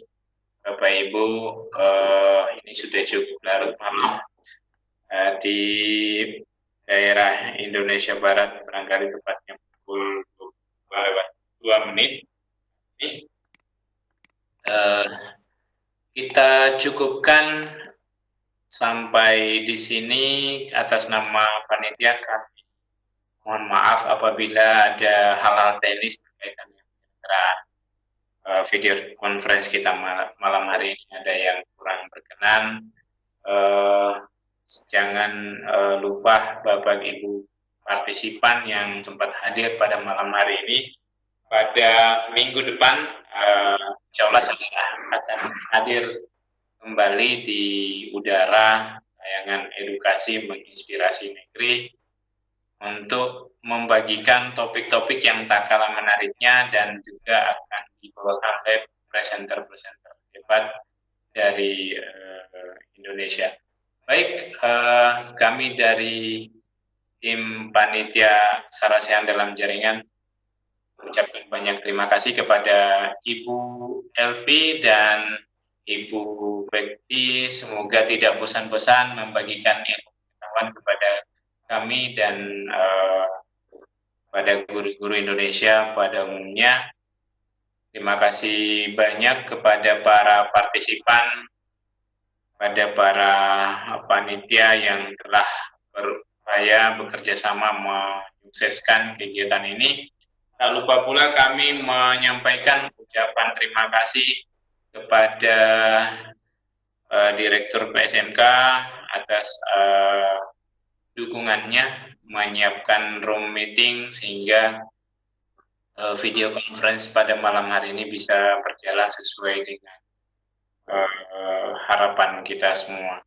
Baik, saya akhiri. Wabillahi taufiq wal hidayah. Wassalamualaikum warahmatullahi wabarakatuh.